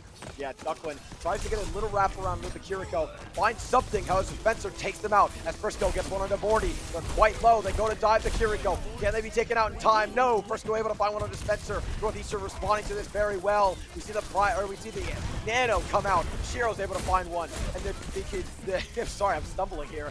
Ghost does find one on the Hedwig. Frisco responds onto Ghost. Droid is trying to make something happen, but it's so hard to get past this. You see Blade come out from one, from two. Droid Bordy is trying. They do find one onto Duckland. They're trying to capture this, but Frisco is able to take out Bordy, and they are so close to capturing this point. But Northeastern now is in a good spot to hold this the rest of the way. Ball State just needs a third on the point itself. Yeah, Ghost has that overclock now. How can he be able to use it? He is able to get the headshot onto Shiro. That's exactly what he had to do. Now, Frisco on that Hazard has so much uptime with his right click. He's not going to die here. You just can't kill a Hazard. That's why nobody likes him. Hedwig, though, does fall. Great dive from Droid. Now, Ball State have to clean up, and they have to fully cap this now. They might just be able to finally find what they needed to, but that nade once again gives so much healing onto Frisco. Oh my gosh, Hazard needs to be removed from this game. Yeah, they get 230 to work with, but that's not a lot of time compared to how long it just took to take that first point. They basically got to overtime. So if they don't keep 3 on this cart at all times and push it to the very end really, really fast, Northeastern is in a good spot to try and take Ball State all the way to overtime. Yeah, now they just have to play, essentially win every fight from here till the end.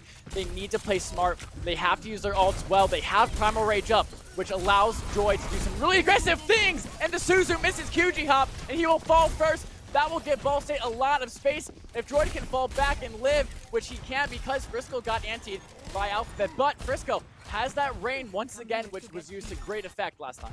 True. And Ball State now moving this close to the halfway mark of the point itself. They've got to try and find something early in this fight to take it all the way and gain themselves much needed time. The downpour comes out. It finds one. Kitsune Rush comes out. Are they able to take out Ghost? They do. Frisco now holding that, trying to keep the pressure on. They find a second.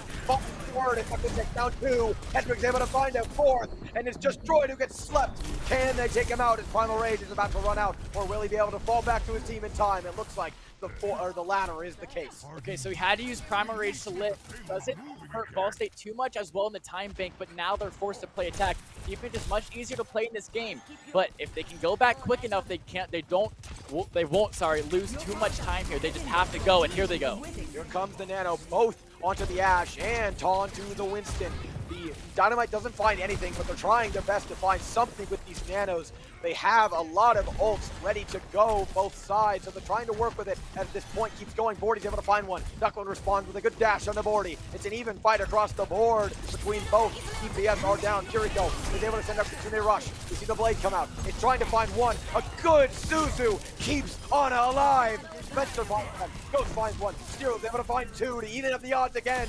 Can. Yes, we do. We see Droid able to find one. 40 finds one, and they've got to push it now to buy themselves more time. But Northeastern is holding them like a brick wall. The fact Alphabet was able to live. Oh, and here we go. The bomb is invested from Hedwig. This is not over. Northeastern still in a contest. They're on that ball. Ball State are forced off the point. They have 6 seconds left. They don't have to force anything. They force Frisco out, though. They force him low. Here's the overclock coming out from Ghost. It gets Hedwig really low. Force him out of the fight. Hits a headshot on the Hedwig once again, but he's getting forced out by the ball now. Punk Spencer's just pumping. Absolute insane amount of heals into Ghost, making sure he can stay alive on that high ground and use the overclock. 40 looking for some angles. The KitchenAid does come out from Shiro. They can force them out all the way though, because Frisco on low health is forced out. Can they find the kill? He still has his shields. He used this slam. He has so much healing though. He has his armor back now. He still is not dead. He's still alive with so much health on Ball. Can Ball State kill him? No, the Suzu comes out from Shiro. It's not quite over. The primal rage though. Droid has it back. The disruptor shot does get stuck onto Frisco with that perk. Spencer finding a lot of space here. The primal rage is used by Droid, but QG Hop and Charomine is not a good point. The satellite vector used from QG Hop. It might be too little too late as Ball State do cap the second point. They have now a minute 30 to get to the end. It is unlikely that they can take it all the way there without any contention from Northeastern, or at least enough to keep them from overtime. If Ball State goes to that overtime, we have a chance to tie this game, but it is going to be a hard-fought battle from Ball State with 3:41 on the clock from Northeastern. They got it to the end so fast that they're going to have so much time to work with. We see the overclock come out from Ghost. Is it able to find anything? Not just yet. 40 to find the first one onto Hedwig. The second is soon to come onto Frisco. Ghost gets low but does not fall. Finds one onto Duckland. Finds more onto Shiro. They're keeping it alive. They've just got to get it to the end with a little time left to fight back against Northeastern. Yeah, here we go. This is what it all comes down to. That was a great overclock from Ghost on that flank, waiting for the Suzu to come out, hits his Q, and gets a lot of value out of it. Down goes 40 early on. Continue rush from Spencer as well as Nano comes out. First able to find one. Ghost returns by finding Hedwig. Can they get more? Yes, they can. Spencer finds one. Ghost finds one. Keep it going. Find the rest. You can do it before you get to overtime. Come on. Do it. Droid finds one. Ghost finds one. They have time to work with. And a minute being that. Northeastern now has 4 minutes 30 to work with against Ball State's 1. Okay, so Turner was correct, and I'm happy he was correct. So what essentially happened is Ball State's time bank went from that 20 seconds all the way up to that minute. That 40 seconds that Ball State was given, that same 40 seconds is now given to Northeastern. You saw their time move from 4:41 to now, 3:41 to now 4:28. And I assume this is another tack pause. Ball State probably used up all their time, so I'm assuming this one's from Northeastern. But as I just said, Northeastern, 4:28 to push the payload. Ball State, a minute to push the payload. And I believe since Ball State started on defense, they will now start on attack. And if they are not able to find any progress to that first CP within that minute, this will be very, very hard for them to win. So their goal is to not only cap that first CP, but, get that payload as far as you absolutely can. Yeah, and you will see in these situations that even though you don't have a lot of time to work with, I have seen teams go from having a minute on the clock and take it to 0.3 again. Yep. It has happened. Sometimes you just can't put a stop to the momentum once it's gained, and we did see that from the Ball State side. While Northeastern was able to put on a great defense stopping Ball State, eventually Ball State was able to overcome it, and there wasn't a lot of team fight wins in general. It was just a lot of staggering back and forth. And if Ball State is able to keep contention on the point and force Northeastern into overtime, then both sides are going to have to deal with the delayed spawn, which could spell the end for either team, depending on who takes the first pick in the game itself. Yeah, and once again, there's so many ways now that this game can draw. If both teams get held to absolutely nothing, the game will draw. If both teams fully push, the game will draw. So map 8 is very possible. As much as we're all not begging to go home, but as much as, we put a lot of work in, we want some water. I want to see a map 8. I think that would just be the perfect way to end the season. Yeah, and I mean, regardless of the outcome, what a season it was. I Mhm. mean, this has been an absolute showing. I am so happy that we went to game 7 and this was a great show. These two Titans are clashing as hard as they can. They are being supported by both of their fans. They're being supported by Twitch chat, their coaches, their directors. Everybody is behind both of these teams. They just have to show that they have put in the work this season to take it over top of the other. And who it is that will do that is still up in the air. Either side has a chance, but as we go into the comps, we're seeing very similar things from both sides. Yeah, Northeastern still rocking with that hazard, even though Ball State maybe they found the answer to actually killing Hazard, the unkillable machine, because that right click has so much mitigated damage. And not only does it mitigate damage, it outputs damage as well. It's a very, very good ability for him. Not even on a cooldown, it's on a resource. But Ball State have maybe found the answer to it in those last couple minutes, but Northeastern still want to stay on it. Right now, Ball State's got to fight fast and fight hard. They've got to find a pick in a matter of seconds as the clock already ticks down. Northeastern tried to hold something more aggressive, but immediately fell back to that high ground play. They've just got to find something fast and get over top of Northeastern. They've got to find that team kill sooner rather than later. But Northeastern looking to hold the same way they did before. Let's see if they can do it. We see the dive come out. Can they take the Genji out of this fight? They're trying, but Hedwig able to find one in a Morty. Can they take the tank? No. Frisco finds one. Can they take him out? Yes, they can. The tank is huge. The rest commit to this fight. Can they keep it going? The support from Ball State are low as it's just Spencer keeping them alive. But if Ball State can dive the rest and wait so that Frisco can't come back, they've got to make a play now for the point and hold it for as long as they can as Morty comes back from spawn. Yeah, and every player starts with both perks, I may add, in overtime. So both minor and major perks are utilized from both teams here. Yeah, and here we go. Possibly the final fight from either side. Let's see what happens as Ball State starts to slowly take the point itself. Shiro is able to find the first kill on Alphabet, but the point is being captured in Ball State's favor. Ghost falls next. Can they stay alive? Hedwig is able to take Droid as Ducklin takes out 40, and Spencer is next to fall as Ball State is held at the first point. However, Northeastern does need to get more than a third, because while they were fighting, Bordy was taking some of the points, so they don't need just a third to win it. They need a third and a little bit more. So if Ball State's able to hold them here, then they do, in fact, go to game number 8. But it's going to be an absolute battle to do so. Yes, so the ability of a tie is no longer on the table, but Northeastern, they don't simply have to get that first 33%. They have to match that 53.2% that Bordy was able to cap at the end. But Turner, they have 4.5 minutes to do it. That's a lot of ults and a lot of team fights. Ball State cannot risk taking the first fall from their team. They've got to stay alive, and I'm not sure what we're going to see from both sides, but it looks like Droid has mirrored the hazard. They're going to try and hold by mirroring Frisco. We see from Spencer and Alphabet that Juno, as well as the Ana from Northeastern. We see the Juno as well as the Kiriko. Now swap to Ana. Off of the Juno from Hedwig, we see now going to Sombra. Ducklin is on that Genji, and Frisco, yet again, is on top of the hazard play. Yeah, Northeastern, they're on attack with 4.5 minutes. They can do something risky here. Play the Sombra, play the Widow. If you die, it's all right. You can regroup. You still have more time to push or to get that capture point. But no, Hedwig is going to play something more typical. He's going to go on that Cassidy. I would have enjoyed seeing something different like a Widow or a Sombra, though. Yeah, but right now that Cassidy spells a bad thing for Bordy. Are they able to hold this is the question. And as that timer ticks down, they've got to work hard to do so. They can't risk losing first anybody at all. So right now it's Droid trying to hold back Frisco and the rest of the team behind them as we see some fights go off of the corner here. We see Frisco immediately dive trying to get Spencer. The teleport comes out, but so does the Nano, or the Anti, sorry. We see Frisco trying to dive on top of Droid. Droid low on health. Can they keep Droid alive? So far, yes. This fight is still extending on further. Are they going to be able to hold? They see Kiriko in a bad spot, but the TP gets them out of a bit of a pickle here. We see Ducklin going for a flank, is spotted by Bordy. Ghost is low. Can they find the kill?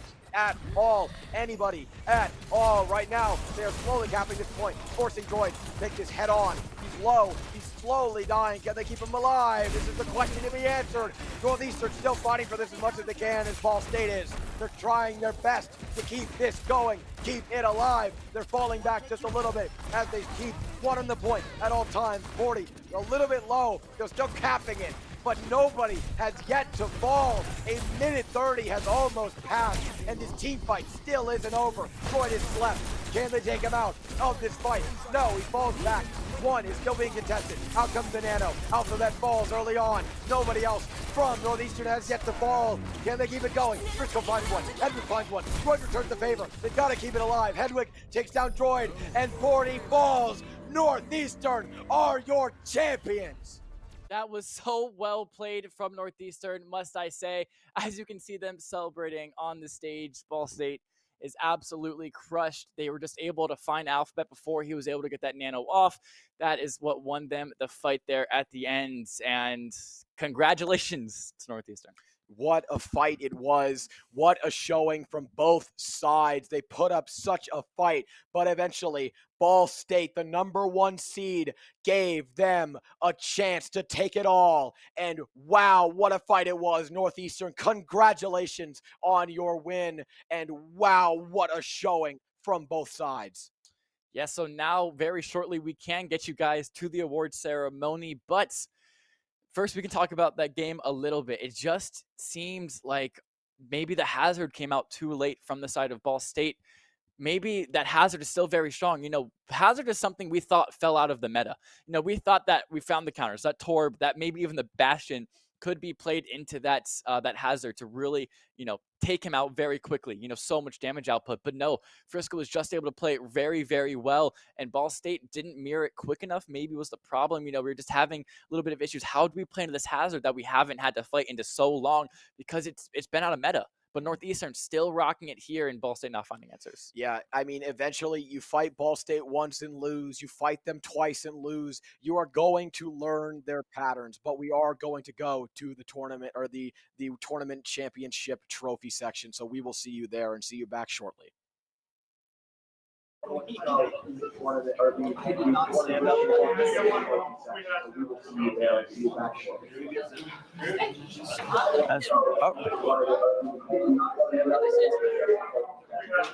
Okay. Is it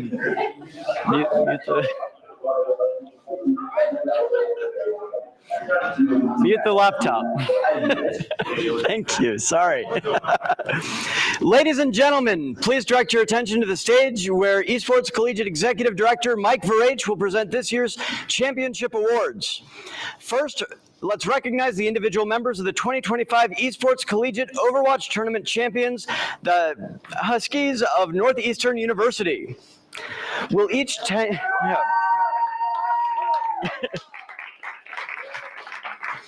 Will each team member please come forward as your name is announced to accept your individual award? Uh-oh. Yeah, see how I do here. Max Innes. That's my wrong. Carter Williams. Declan Scully.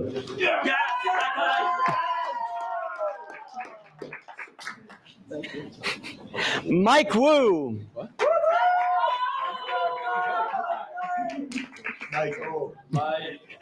Charles Schottmeyer.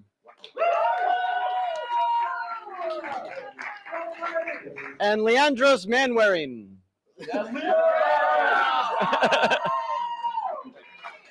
Head coach of the Northeastern University Overwatch Esports team, Christopher Riley. Thank you. And coordinator of Northeastern Esports, John Terbesi. Thank you. ESC Executive Director Mike Verage will now present the 2025 Esports Collegiate Overwatch Tournament Champion Trophy to Northeastern Esports Overwatch Head Coach Christopher Riley and the Northeastern University Overwatch team. Let's go.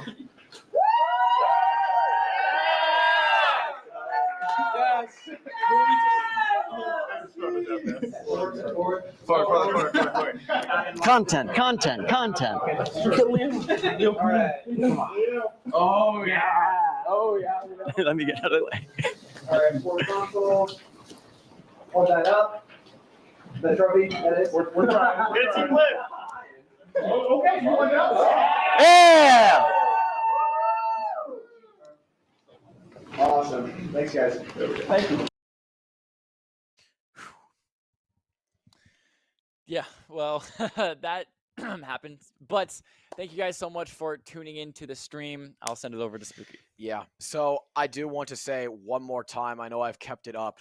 Thank you to everybody who put on this fantastic show, the producers, all of the production staff, everybody in Twitch chat, the casters who came out, everybody who is here for setup and tear down, and everyone else who I am forgetting. Thank you for coming out, and what a showing this was. We will see you all back in the fall for another championship matchup between Titans, whoever it turns out to be. But I am Spooky Hand, also known as Turner Beretta, sending us out with. I'm Lucas. I Lucky. And thank you all for watching. Thank you guys.